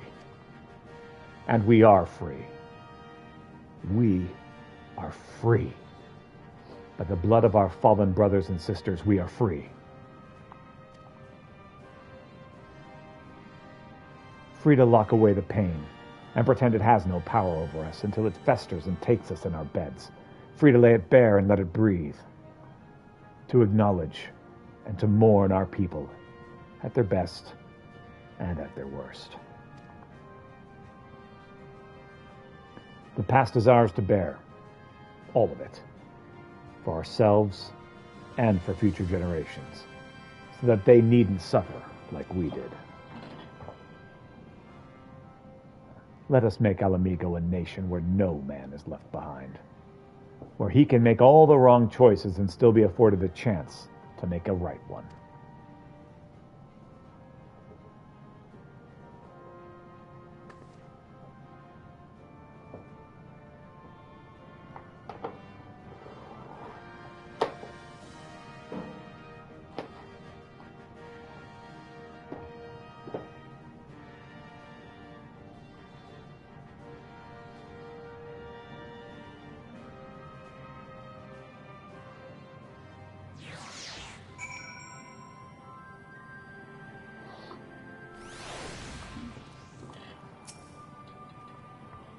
That went better than any of us could have hoped for. You have my gratitude for your part in the proceedings, but we both know who the real hero of the day was. That was all Aaronfald's idea, and it was his words that finally won over the naysayers. Now that we have the community leaders on our side, we should have a much easier time convincing the rest of the citizenry. Of course, holding the ceremony is by no means our final objective. No matter what we say, some will refuse to attend. It is my hope, however, that it will still serve to provide a measure of closure for us all, and to ease the plight of the vulnerable and the ostracized. Speaking of which, you can recall the incident with Fordola in Alagana. The young girl she saved and her mother wished to thank her personally. Considering what happened last time, though, I have my reservations. It would be a valuable insight, a valuable opportunity to present a former skull in a more positive light. On the other hand, I don't need to tell you how unpredictable she can be. And that's before taking her echo into consideration. But that is a conversation for another day. Go and get some rest. You've earned it.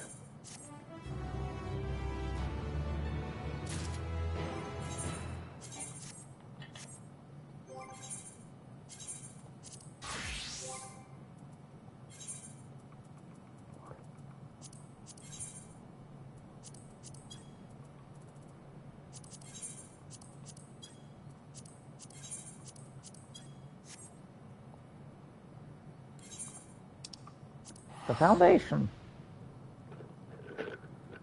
Can you give Kitty his insulin? Thank you. Yeah, He's like, I heard the K word. I love this music so much.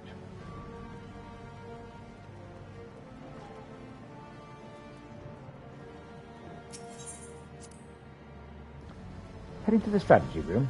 I shall be glad to show you in. what was the K word? Kitty.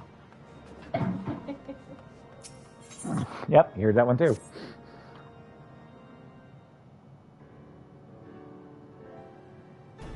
Peter, you're ever a sight for sore eyes.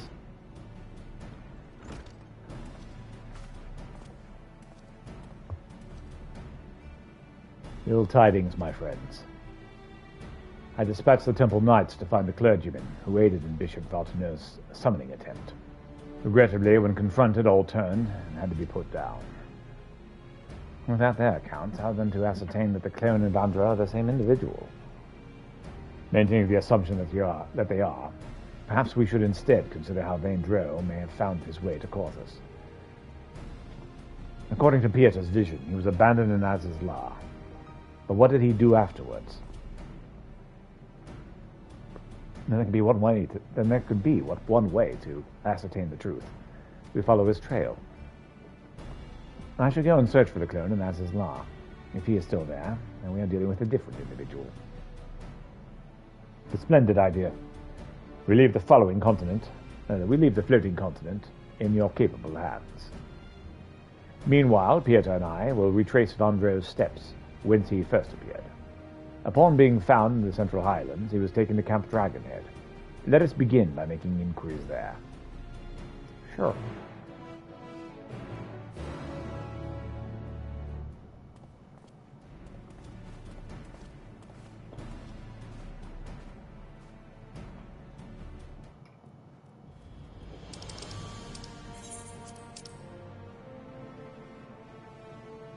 That girl has a pretty cool outfit on. Yeah, The Fall Guys outfit. Yeah, the Fall Guys outfit.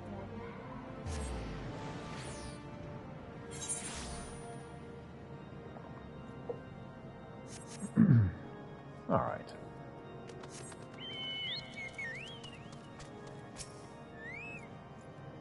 Here, Theobald. Oh, investigating the stranger we found, are you? I wasn't involved myself, so I can't tell you much about the fellow. But in case it is of interest, earlier the same day I caught sight of an airship flying dangerously low. It soon disappeared into the brewing snowstorm, looking none too steady. Stranger with Theobald has taught you about an airship flying low.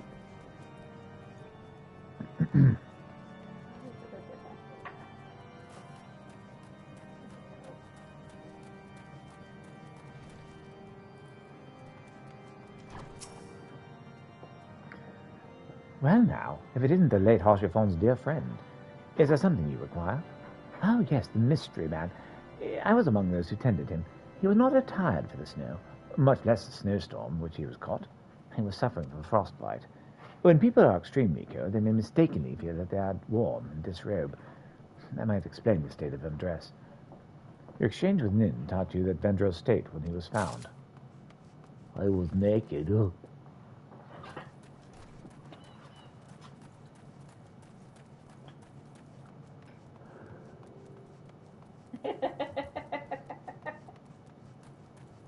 I love how sometimes I tell jokes and you laugh right away, and sometimes I get the delay because you hear it over the headphones. Yes. As ever, it is an honor to receive you. Oh, what brings you to our humble camp this day? An injured man who was found in the wilds. Oh, yes, I know that one.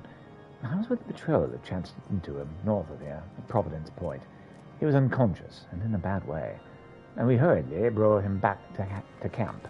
After doing what we could for him, we sent him on to the city. Exchange of the yell taught him where Yvonne was found.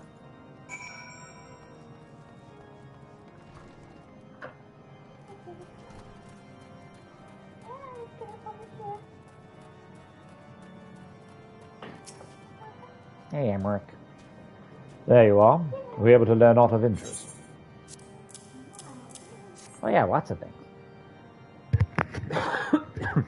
A mystery man found collapsed after an airship was seen flying low. Yes, the accounts I've heard are consistent with yours. I, for one, am curious about the fate of this unknown airship. To that end, I've arranged a pair of black chocobos for us, the more efficient to scour the area. We shall contain our search to Providence Point, where Vaindro is said to have been found. If you're ready, let us be off. Let's have a look-see, shall we?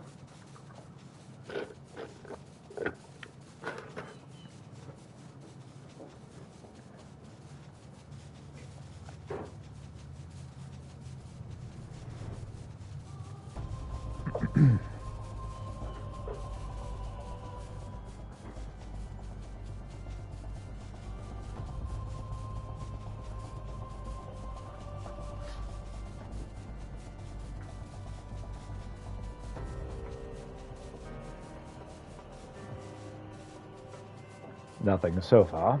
Let us continue northeast.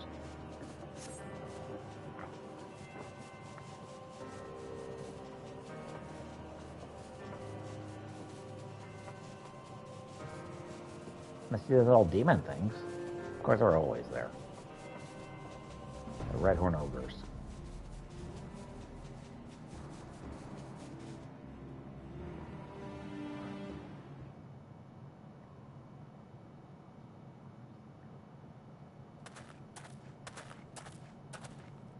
Thank you for giving Kitty his insulin. You're welcome. Oh, looky, looky.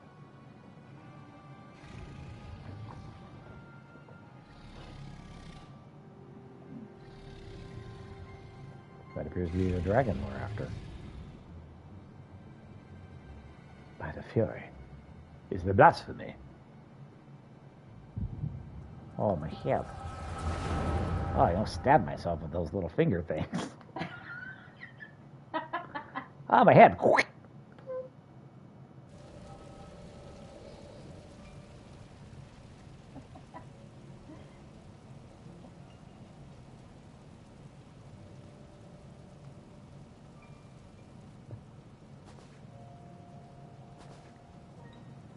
Reunion.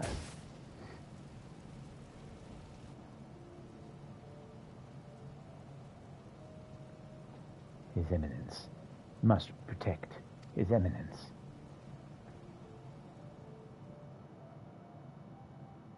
The Pope you killed?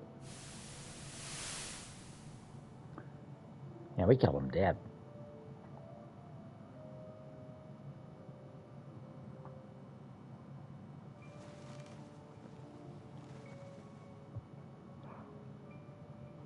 Oh. Oh, you're finally awake. Hail be praised. How are you feeling? Strong enough to speak? Could you tell me your name?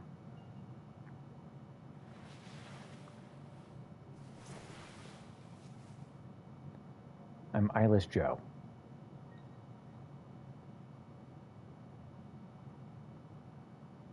My name is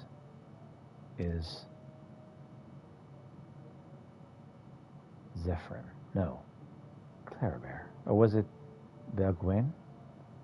Paul Crane. So many names swelling in my head, and voices that reject them. Is there none that they will accept? Are you all right?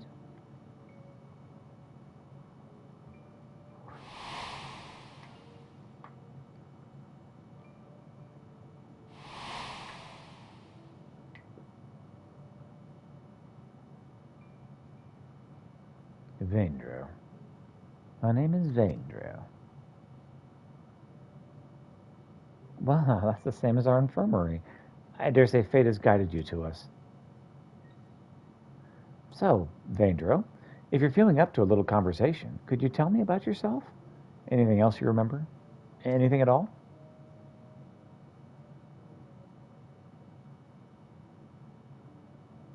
A proud son of House Amael, nay, a devout servant of Helon, who lives for the rush of battle, pleasure of inflicting pain, the attentions of maidens, to fight beside my brother in arms.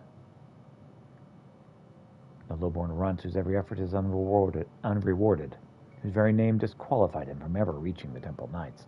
But his eminence raised me up, granted me a place at his side. From that day forth I pledged my sword to his service, pledged my very being, my life, to be offered up in defense of his. I'm a knight of the Heavens Ward, sworn to protect and serve the Archbishop.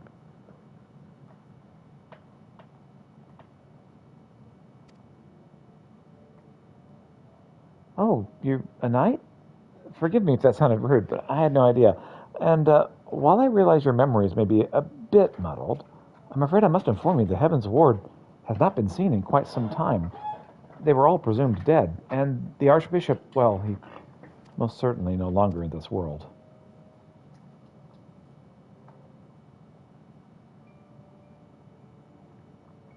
But the important thing is you're safe now, and we'll help you get back on your feet. Speaking of which, let me bring you some food and water. You must be absolutely famished.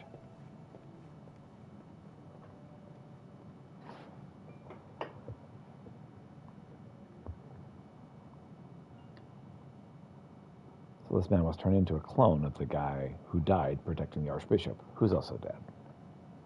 The Archbishop? Dead? No. No, this cannot be. How can I still be alive when he is not? I must find him.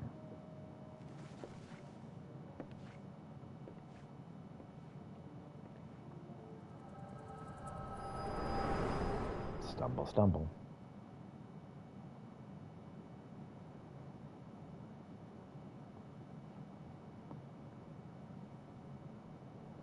Peter? Oh, I should probably pay attention to the dragon, huh?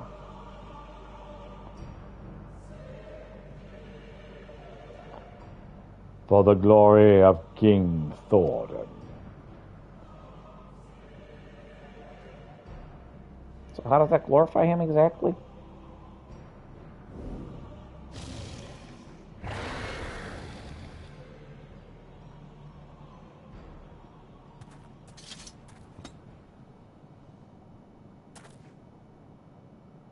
Another vision, I take it. Yeah, sorry about the timing. Let us make Vishgard. I expect that Lord Ontoriel will return soon. If he has not already, we should be glad to hear your tale.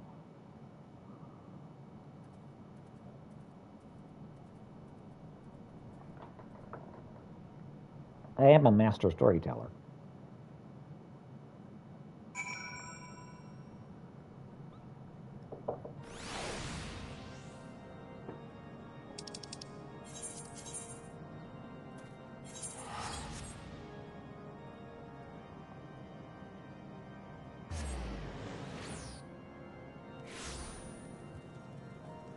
I'm going to stream about 1 more hour, I think. So we'll get to the end of the side quests and get a little bit of main story quest.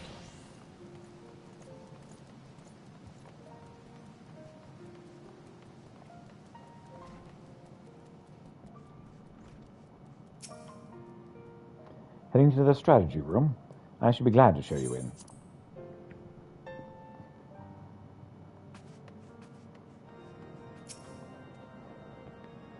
Ah, Peter, I pray your search was more productive than mine own. I mean, we found the dragon. Everyone is here? Excellent. So, were you able to find our clone in Azazlar? Nay, not but the discarded Ascalon remained. How fared you with your own efforts in the Central Highlands? Now, the course of retracing Vandro's steps, we came upon the wreck of the Shaleo. I suspect he found the vessel abandoned in Azazlar and tried to use it to return to Ishgard. But he crashed en route and was then subsequently rescued by a patrol from Camp Dragonhead. So it would seem. And the Archbishop's airship was not the only thing we found. Profane Fafnir was there too. The creature chose to flee, but not before Pieter had a vision of Vaindro's past. Go on, my friend. Share with us what you witnessed.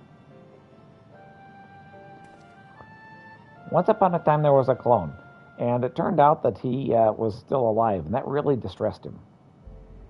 So he ended up going off to kill himself. The end.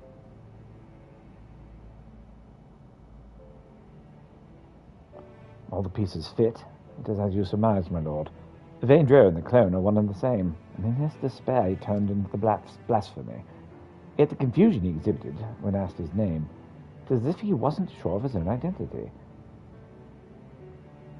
According to the Scions, primals retain the memories of their previous incarnations. From this, it may be assumed the clone harbors the memories of all those who became King Thordan and his Knights 12. Though he struggled to reconcile these conflicting memories, he managed to settle on the name Vandro. The voices within him were clearly in agreement when facing Pieter, the mere sight of whom drove the blasphemy to flee. Above all, however, they shared the desire to protect the Archbishop. This desire was seared into Vaindro's very being, and when he learned that he no longer had a purpose,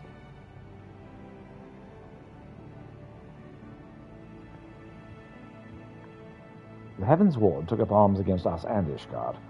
By their hand were we robbed of one of our finest knights, and a dear friend. Even so, I would not wish such a terrible fate upon them.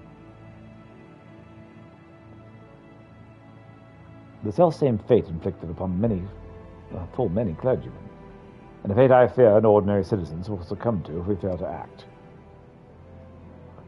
The people will not soon forget the betrayal of our church's leadership, nor should they. But absent the comfort and stability once afforded to them by the institution, many have become lost, and are all too vulnerable to despair. We got the zoomies.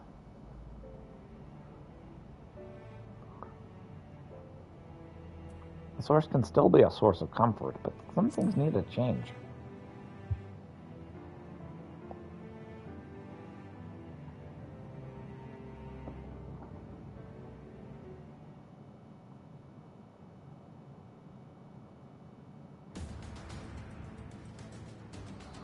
I thought about it as much myself, my friend. But to hear you say it as well, indeed. When the ground upon which we stand crumbles, we must find the strength to move forward, even should it cause us pain to do so. Lord Ontoriel, at the next House session, I shall call for an Elemental Council to be held.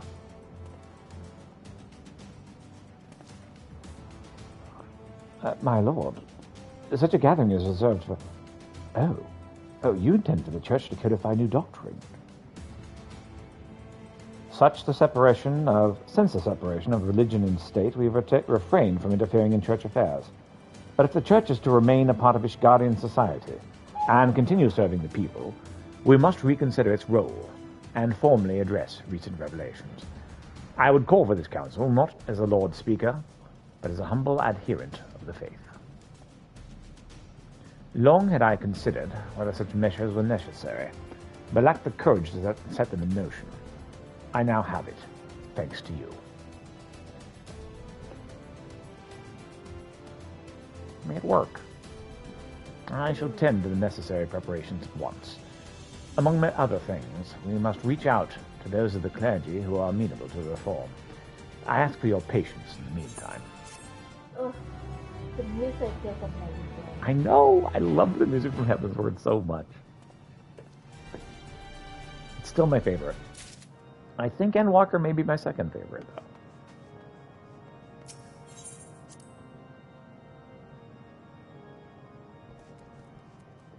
though. Alright. We can finally continue the main quest.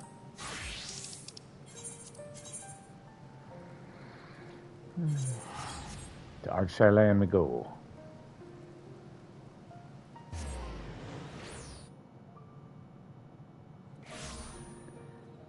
This should set in motion a series of events that'll unlock the other half of that one area. That underground cavern.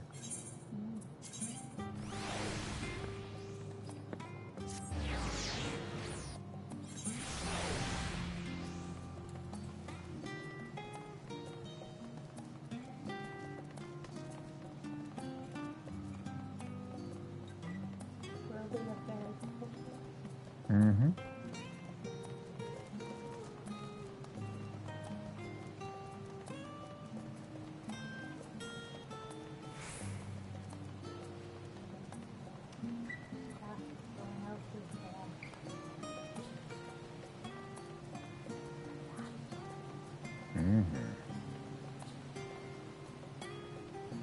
Sorry, Angie, is this warm enough for you? I dare say Master Falconer is as nonplussed as we to learn the identity of Halen's lunar custodians. As he will soon discover, they have much and more to offer the Forum. May I suggest we return to the Annex forthwith? We may yet have time to discuss thy recent adventures ere we are summoned to the rostra. About 45 more minutes. Alright, let's go. We'll get a little bit of the story.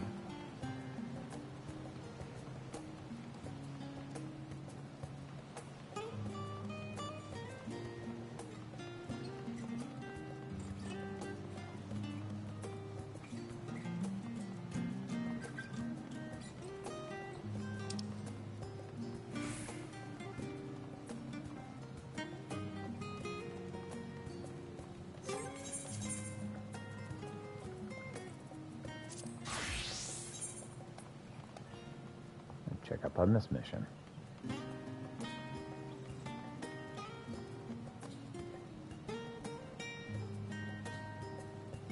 Here, West End employee, what's up? Ah, you're with the students of Valdestitude, aren't you? Please, I need your help. As you may recall, some cute, chatty little rabbits were here with your people the other day, and one of them, a fellow named Puddingway, well, later came asking for pudding. Unfortunately, we didn't have the money for it. Instead of paying, the boss suggested having him help around the place. The problem is he doesn't seem to understand how anything works. It must be very different from where they come from. Anyway, if you have a moment, could you think you could accompany Puddingway on his errand? It's nothing complicated, just collecting the items on your list. On this list. Well, I can't offer much. Only a little something in it for your troubles. I think I understand what that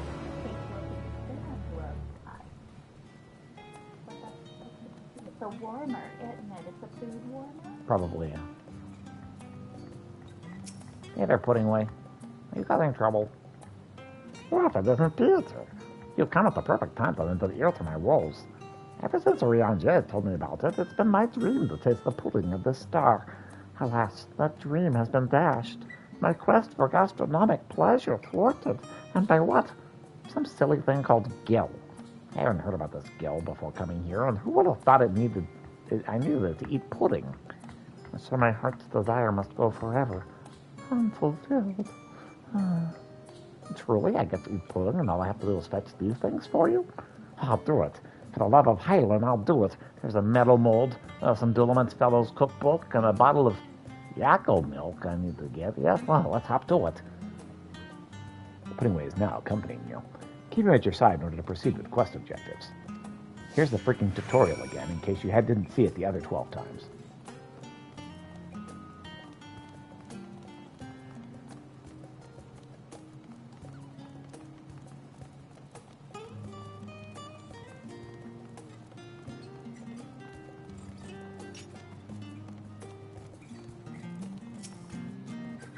Hey there, Olistan.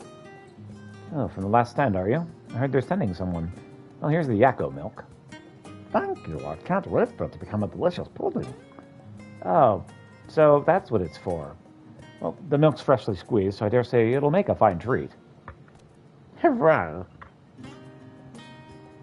All right, well, there's your milk.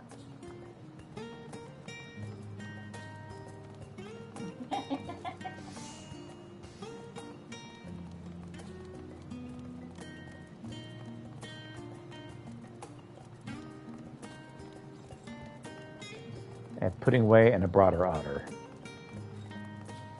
as my entourage.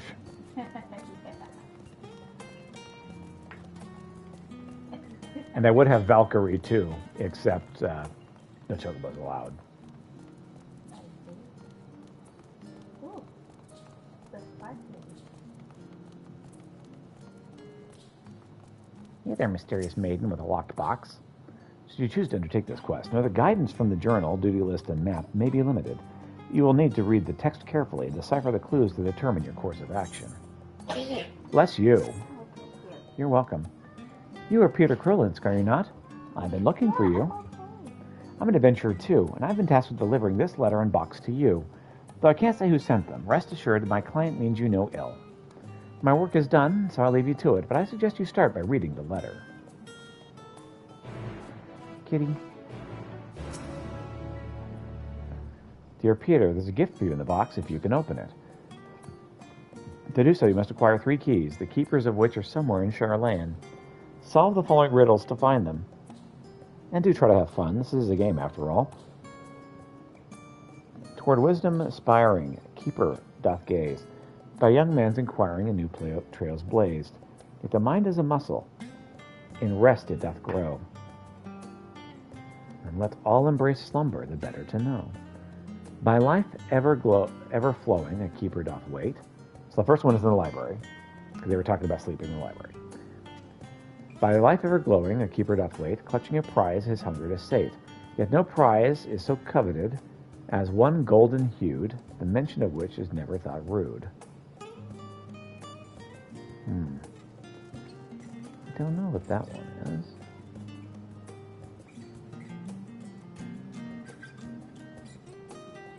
Clutching a prize for hunger.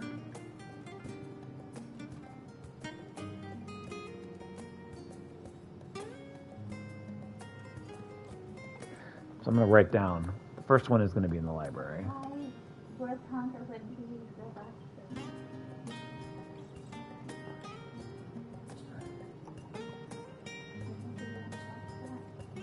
Last stand question mark. We'll check there.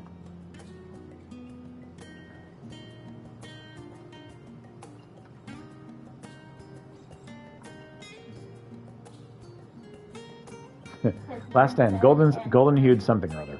Which impel destiny. Okay. Blessed by the nymphi, a keeper doth stand, enthralled by in a tale, a book in his hand. Yet evocative as letters on parchment may be, 'tis words said and heard that impel destiny.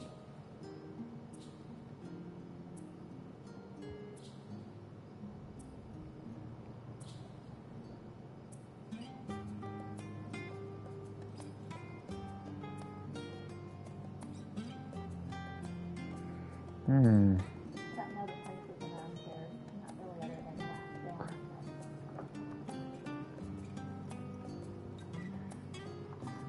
Keeper, book in hand. All right, we'll look at this up again later. Find 3 keepers by using the hints of the letter. You may review the letter in your inventory.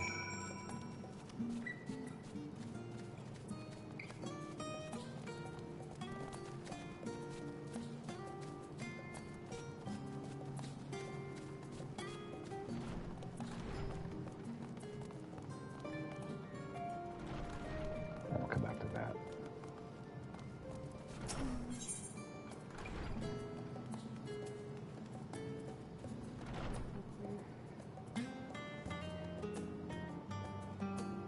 All right.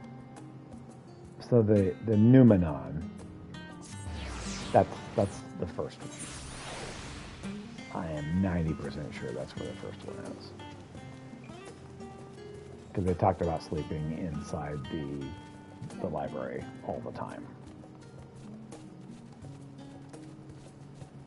I'm going to check inside Partners Meet next.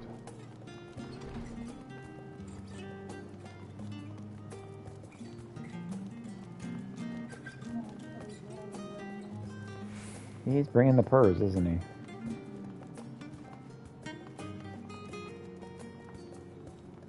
Pull back so we can get a better view of the area. Is there anybody sleeping in here?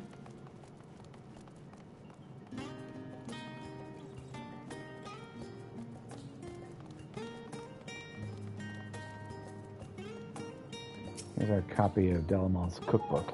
I think this is the cookbook we're looking for. The note says it's already checked out for us, so all we need to do is grab it and bring it back. Sure, why not?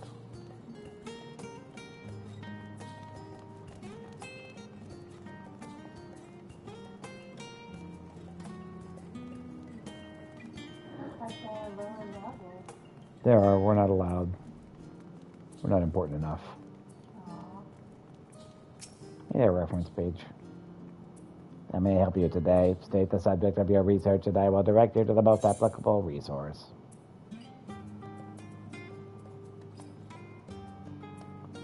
How about Muscle Malloy? I see you're in possession of the Sage's Soul Crystal. Please allow me to retrieve a suitable volume from the archives. Resource retrieved. Happy reading. General provisions on authorized cultivation of items listed below strictly prohibited within the nation of Charlotte and associated territories. Flick to the section named Muscovaloy. Pursuant to a research paper known as the Physistician, we have recommended that the herb known as muscovaloy be reclassified as a prohibited item. Side effects of ingesting said herb are reported to include the significant increase in corporeal aether, accompanied with the proportionate extreme deterioration of the subject's emotional state. Muscovaloy grows wild in the Skakay Range, and generations of the local Vieira have harvested the herb for medicinal treatments. Despite this precedent, however, we must consider muscovaloy too dangerous to allow its cultivation without authorized oversight. The research paper's author, one Mistress Hysia, also began penning a thesis hinting at the potential benefit for subjects with resistance to the herb, but as her untimely passing put a halt to further study, no definitive conclusions were reached. Proffered literature containing the academic perspective on the dangers of muscovaloy.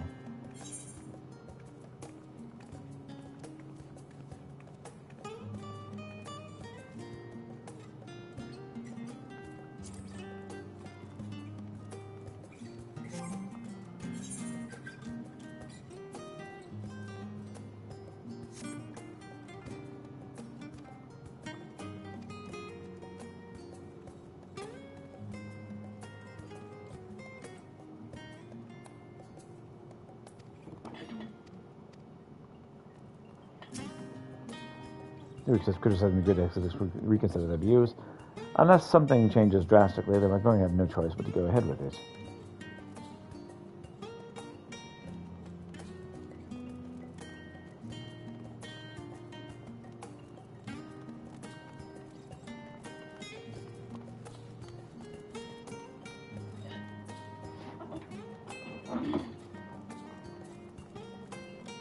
After the materials, are you? Cannot select them, so don't worry about it.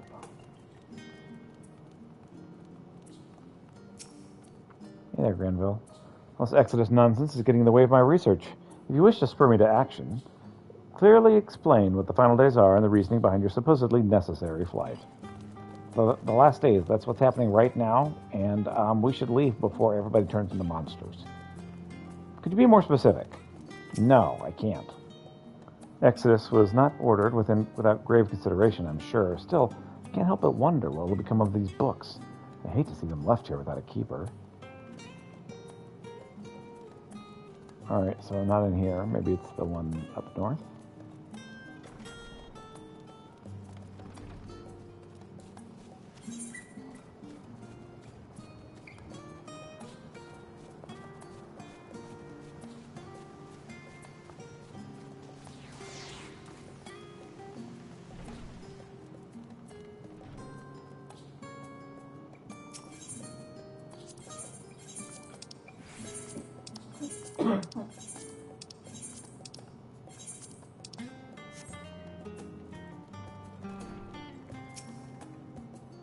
Phenomenon are something of a multi-purpose facility used by lecturers and craftsmen alike.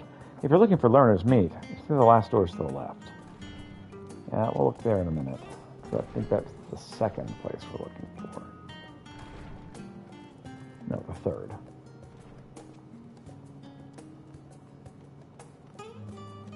Oh, there's another Kia. Hey, Key Alpha. Everything going well, I take it? I heard there's still people in need of your help. Hey there, Tankum. A most fruitful trip indeed. However, I'm yet mystified as to why I was overcome with that feeling of warmth and comfort. If I could only get to the bottom of that, I'm sure it'd benefit our research greatly. Yep, being by your girl made you happy. I don't know why, though. Everyone's talking about the exits. No mistake just how are we supposed to evacuate and when. I may well focus on my studies if only a sluggard of a friend would do the same. Oh, there's a sluggish friend in there?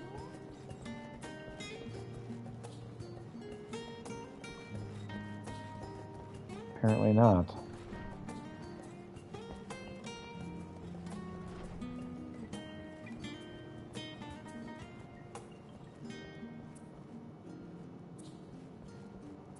Can't select either of them.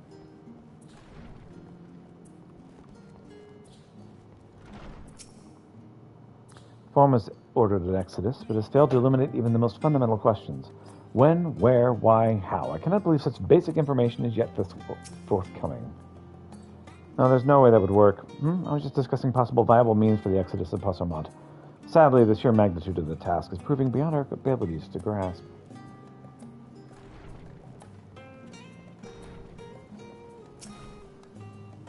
As I recall, Master Louis Soir wrote of the exodus here in the motherland in Garroted Oracles. I should reread it. Perhaps it'll afford me some insight in the Form's decision.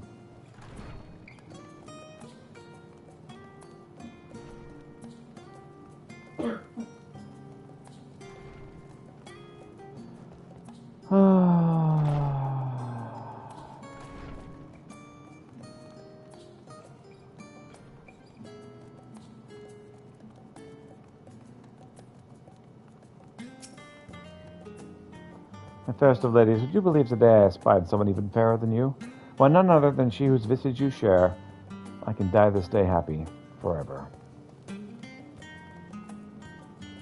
I have no idea who you're even talking to.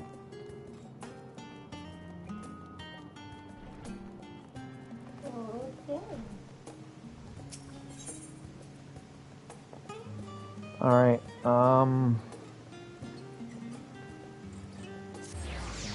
Take the last stand, I guess? Wait, there's one more. What's the last thing I need to grab?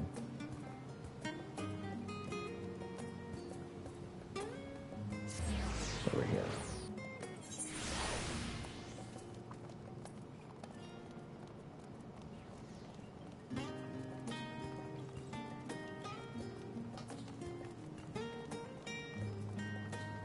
Hey there, Dadapoo.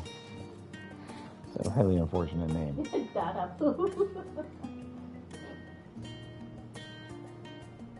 What can I help you, your little bunny friend, with? We need a metal mold, something suitable for making delicious pudding.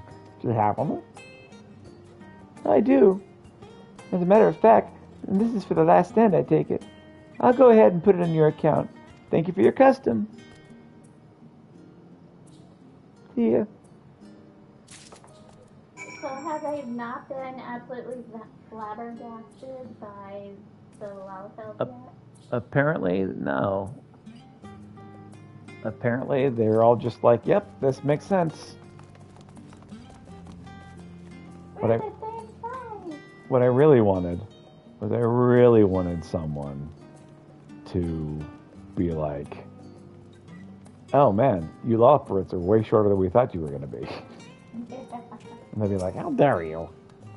Welcome to Top What's Toughies. Fancy a novel for the Exodus to come? Nothing beats burying your head in a good book to shorten a celestial journey. Sounds great. At least you can make the pudding. Mm-hmm. And see if there's someone we can talk to at the last stand that'll maybe have a key for us.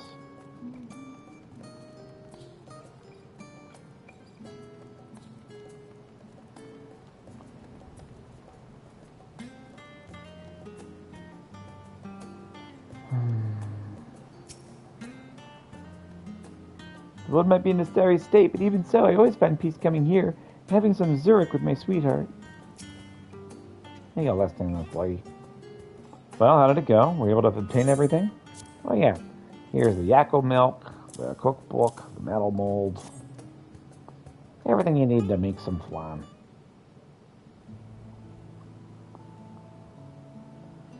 Wonderful. I'll set about making the pudding at once. Not just any pudding either, but the famous rainbow pudding, born of the perfect, brilliant culinary mind of the legendary Master Delamont.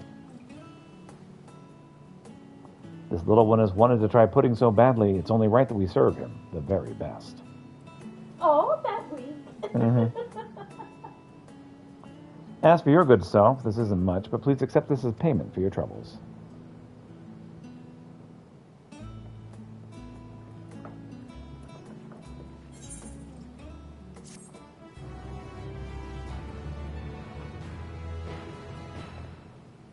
At long last, the pudding of this star.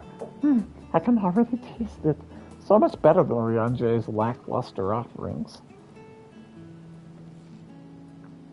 Thank you ever so much. Because of you, not only do I get to eat pudding, I've learned a thing or two about making it to boot. As surely as my name is Puddingway, I'll endeavor to learn as much about this toothsome treat as I can. That's good.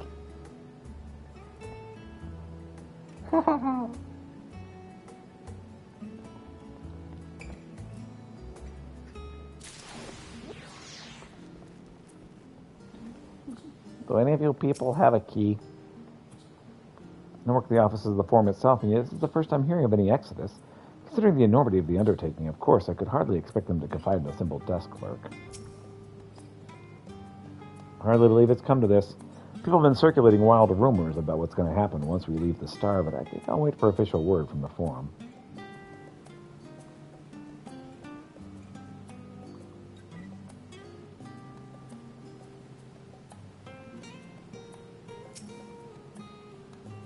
Leaders have been awfully tight-lipped about their exodus in recent days.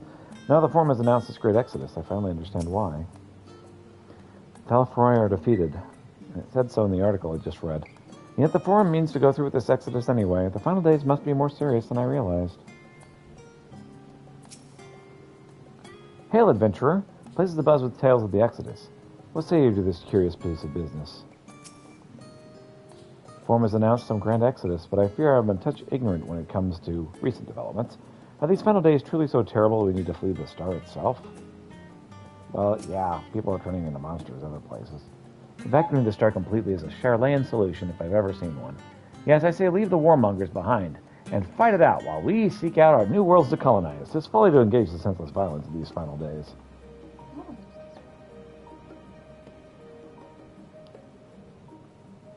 With daylight. Yep. And we have utterly failed to get either of the two that I thought I might have figured out. Now it's time to just randomly go to different places. Really rather not. I'm not interested in just clicking on everything at random.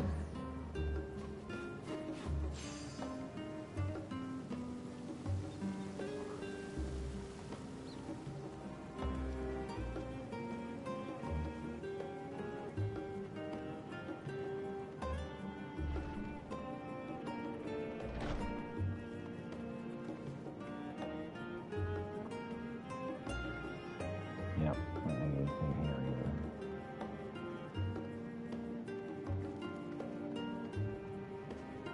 There's only people that seem to be inside that they see her.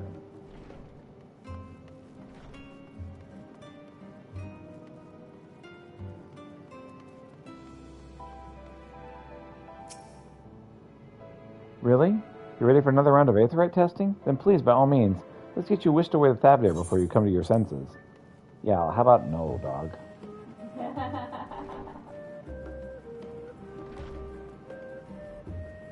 No.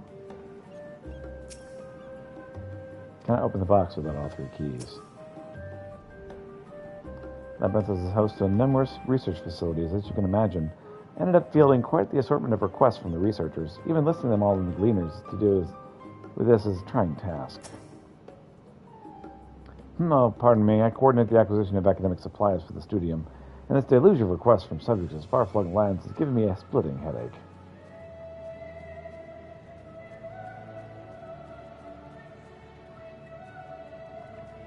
I just need some indication that I'm on the right path at all. People talked about sleeping in here.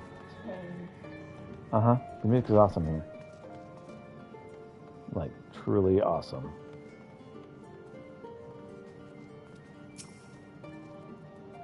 Welcome back, Peter. Ready for a nap? As Graham explained, the Andon's rooms are furnished for folk needing a break from all-night research and recently returned from expeditions. The students are used to seeing the walls plastered with articles and diagrams, personal messages. Imagine it's quite a surprise for newer guests. I take a minute. Besides the old notes, blah blah blah blah blah blah blah blah. Tired of my room really quick. Clean sheets, warm blankets, awake. This would be a place you can get rest. Any keys?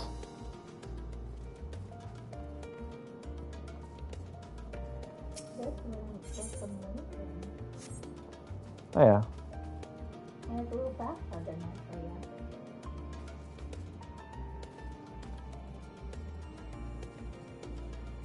Oh, I think it's a bathtub. It's a place to clean yourself. Has towels and a little bucket with a faucet. Okay.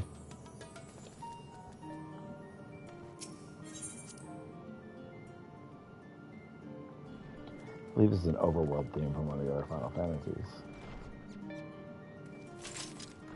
What about that main hall entrance? What is that? Right here? Uh-huh. This is where our next main story quest is happening. Oh, I'll go ahead and click on it since we only got like 20 minutes left. okay.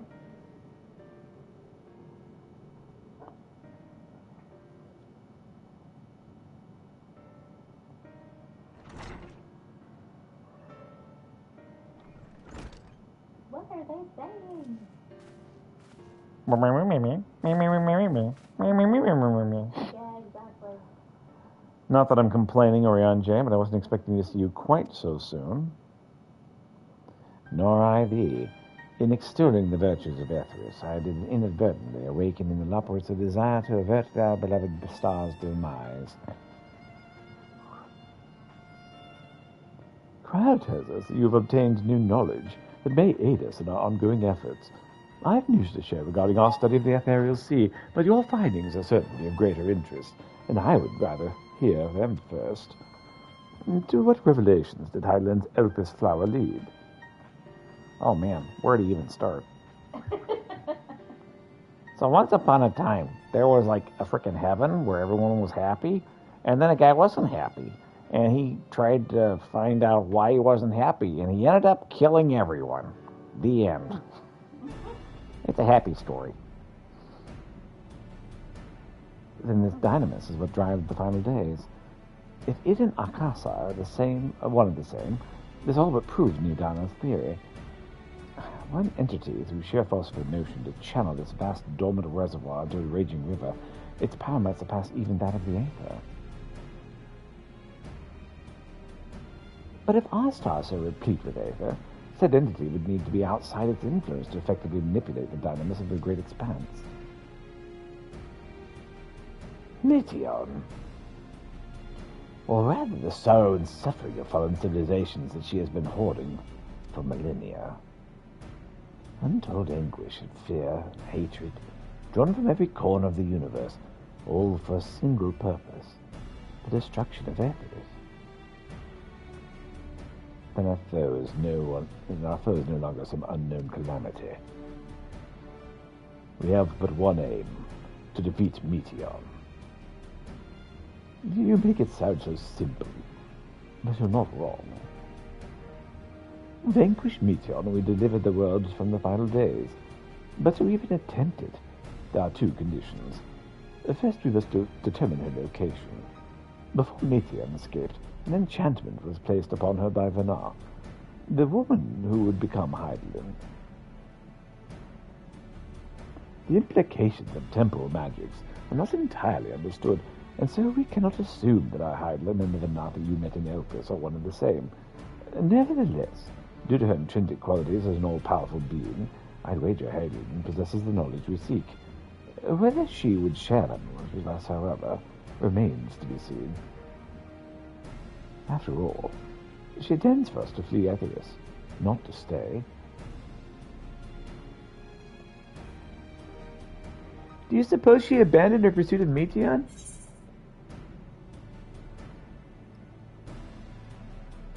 Well, then I know would never give up.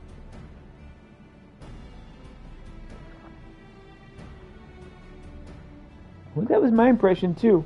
Otherwise, she wouldn't have used me as a conduit for her will, or provided such clues such as the Elpis flower. I believe she's been waiting for mankind's answer to Hermes' question. Indeed. Okay, so what's the second condition? We must find a means to reach Meteon. Naturally, our chosen method would depend entirely upon wheresoever she has made her nest. There's more than one of her. Indeed. Then communing with Hadalin must by necessity come first. Did you and Master Matoya have any luck with your investigations into the Ethereal Sea? Oh, sadly not. Though we enlisted the help of the Arvanid and other Echo-blessed allies, we couldn't detect so much as a whisper from Hadalin. Even within the Antitower. Master Matoya is of the opinion that in the years since abandoning it, the Forum has found some other method of receiving instructions from Hadalin. If so, it would most likely be some form of apparatus for observing the Ethereal Sea, goes closer to home.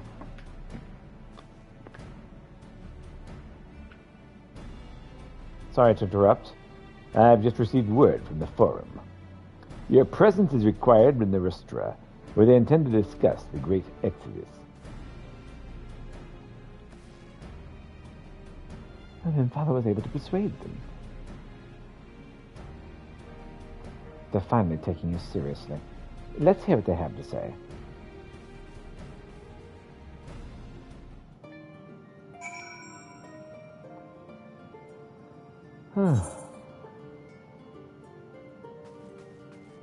Any keys in here?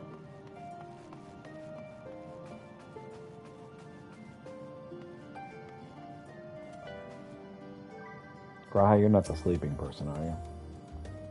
To think the Crystal Tower of the First is capable of such feats as sending one's soul into the distant past. The events you witnessed and helped shape may yet hold the key to forestalling the final days.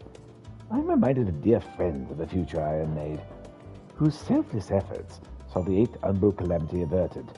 In this timeline, at least, too much has been sacrificed for us to abandon Etheris now.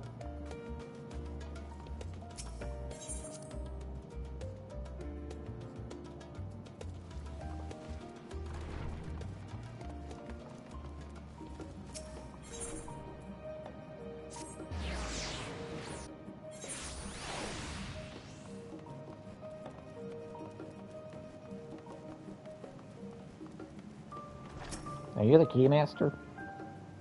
This is Rustra, where the Forum convenes. What, you wish for a tour? Then enter and speak with someone in charge of such things. In charge, you'll say. Yeah, you're in charge. You're with the Scions, yes? There's nothing more than I can tell you of the Great Exodus, save for what you've heard of the Forum's proclamation. Pray, be on your way. Ugh, none of you people are the keymasters.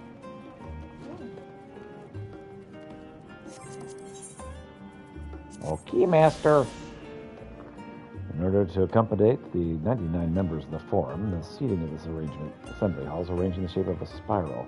Viewed from above, one is reminded of a symbol emblazoned upon the Charlayan flag, the Nautilus shell that keeps the water of knowledge. Very beautiful. Mm-hmm.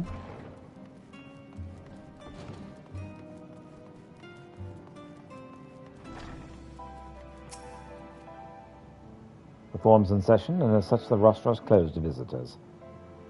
Really? I was just in there. There's nobody in there. Sign of the Seventh Dawn. Oh, very well. We may wait in the corridor. Of course, entry will only be permitted on the condition you leave your armaments at the door. Lest you forget, the sacred institution holds rational discourse in the highest. The implements of war are expressly forbidden. You mean like that guard at the door? Mm-hmm. Hey, check it out. I'm bringing my guns in.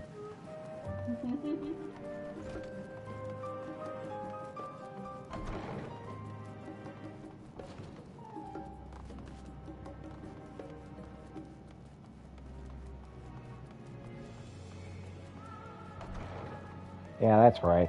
Confiscate these biceps.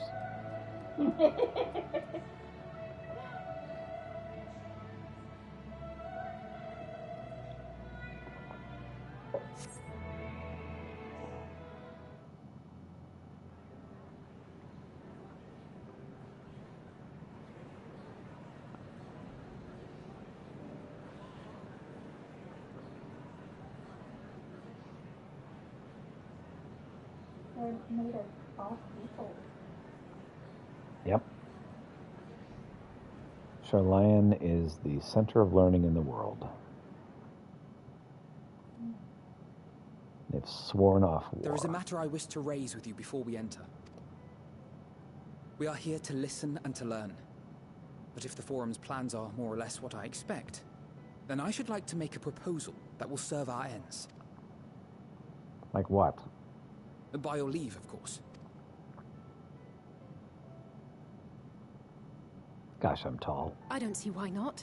Your words and wits have gotten us this far. Agreed. I will present our queries so that you may consider the most advantageous way to advance your proposal without distraction. Thank you, everyone. If I may have your attention, the ad hoc session will now commence. The purpose of today's assembly is to brief the Scions of the Seventh Dawn at their request on the Great Exodus. You may enter.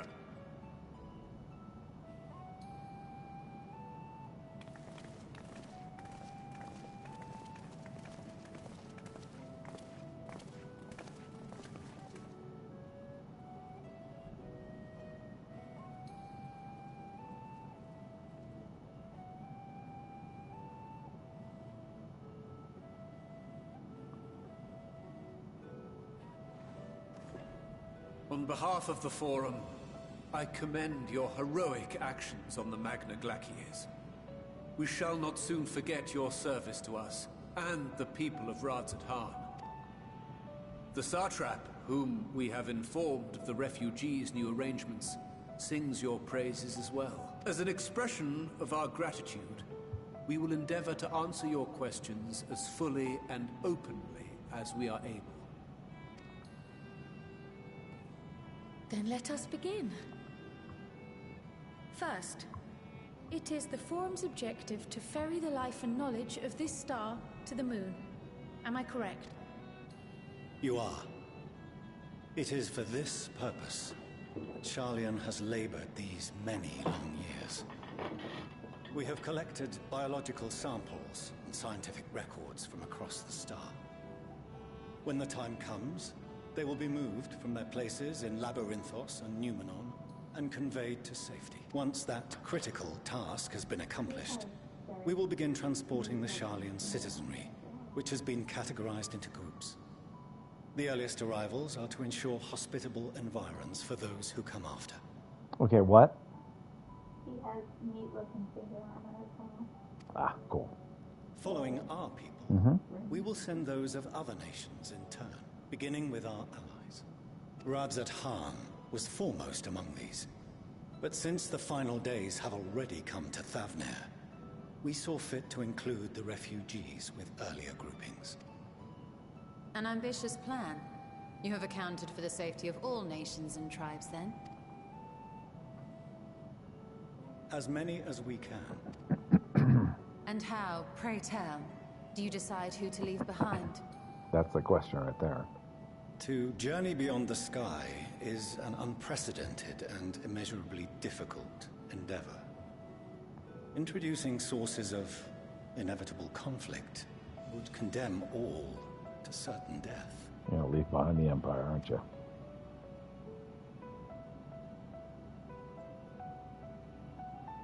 Questions as to the validity of that approach aside, are your plans proceeding apace? We're under the impression that your primary means of celestial transportation is incomplete.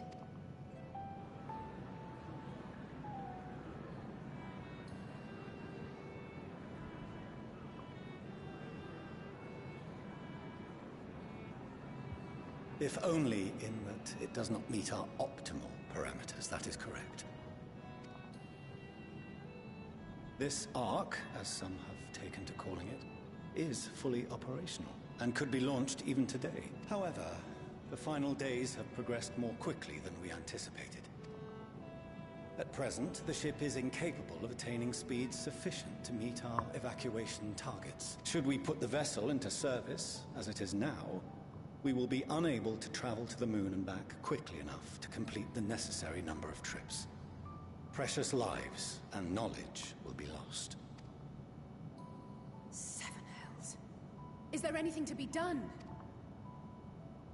The ether burner, the primary means of propulsion once the craft is in the space between stars, is undergoing testing to determine whether it can be made more efficient. Though cargo is being loaded for the initial phase of the Exodus, we are prepared to continue our experimentation up to the day before launch, should it prove necessary.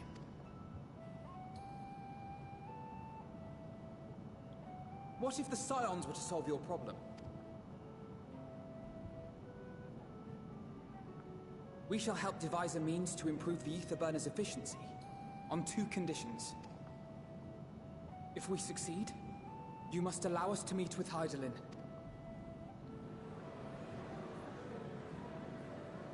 "'Twas simple enough to deduce. You have a Concord, and so you would never have abandoned the anti-tower had you no other means of communication. One far more convenient, I suspect.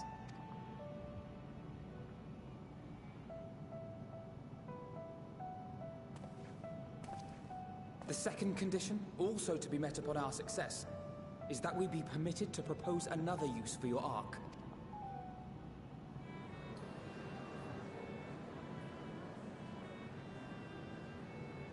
We would be at liberty to refuse this proposal.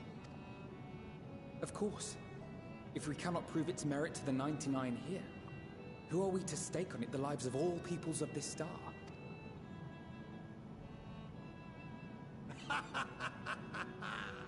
Delightful as always, Master Alfino.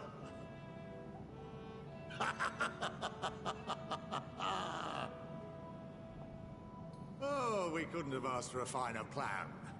Allow us to solve this complex engineering problem of which we were entirely unaware until moments ago. What could possibly go wrong?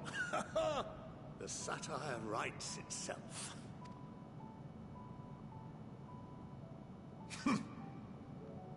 Yet, what field has not benefited from a change in perspective? When we are at wit's end, what we need is not the same dry theories recited ad nauseam, but fresh inspiration.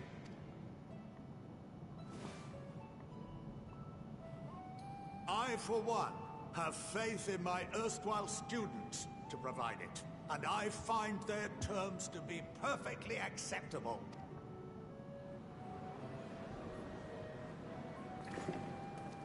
Order! Order! We have no time to waste on debate. What?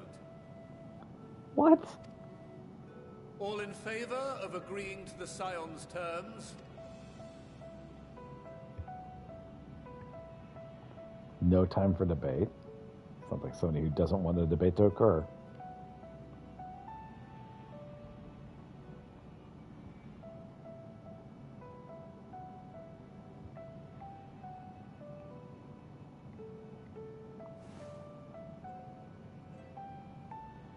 "71 in favor, 28 against. The ayes have it.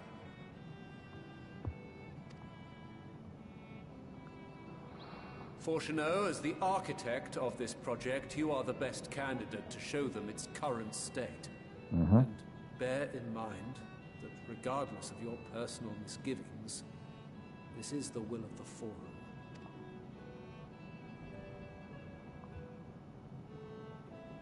Very well.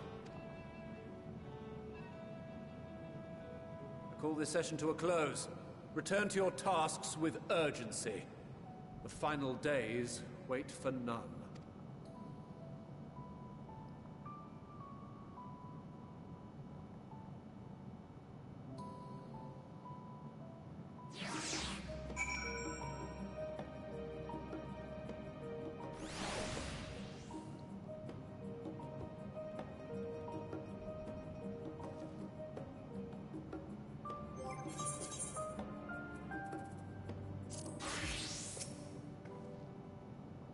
Well, I very much take issue with the Forum's approach to selecting whom to save and when. They're not wrong for wanting to minimize potential conflicts. Unfortunately, if this plan of ours actually works, the Great Exodus itself will become entirely unnecessary. Sorry about not letting the rest of you in on my plan. I was admittedly thinking on my feet for the most part. But since we require both a means of communicating with Hyglin and reaching Mitaeum, at the spur of the moment, I saw involving ourselves in the completion of the Ark as a way to work ourselves toward both objectives simultaneously. However, we must first keep our end of the bargain by solving the problem of the Aether Burner. I like to think it's not a challenge beyond our combined expertise, but at least the expertise of our extended circle of associates. It might behoove us to learn about how the Aether Burner actually works before we attempt to improve it, though.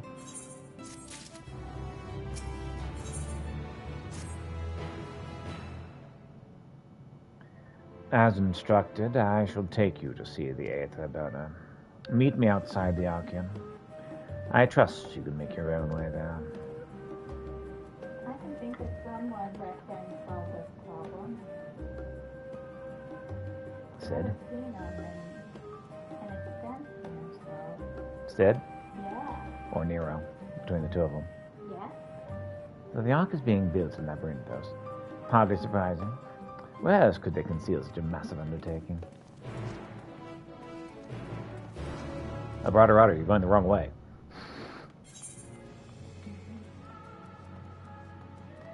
It's quite humorous. It's like everyone goes south and the Rudder is like, north.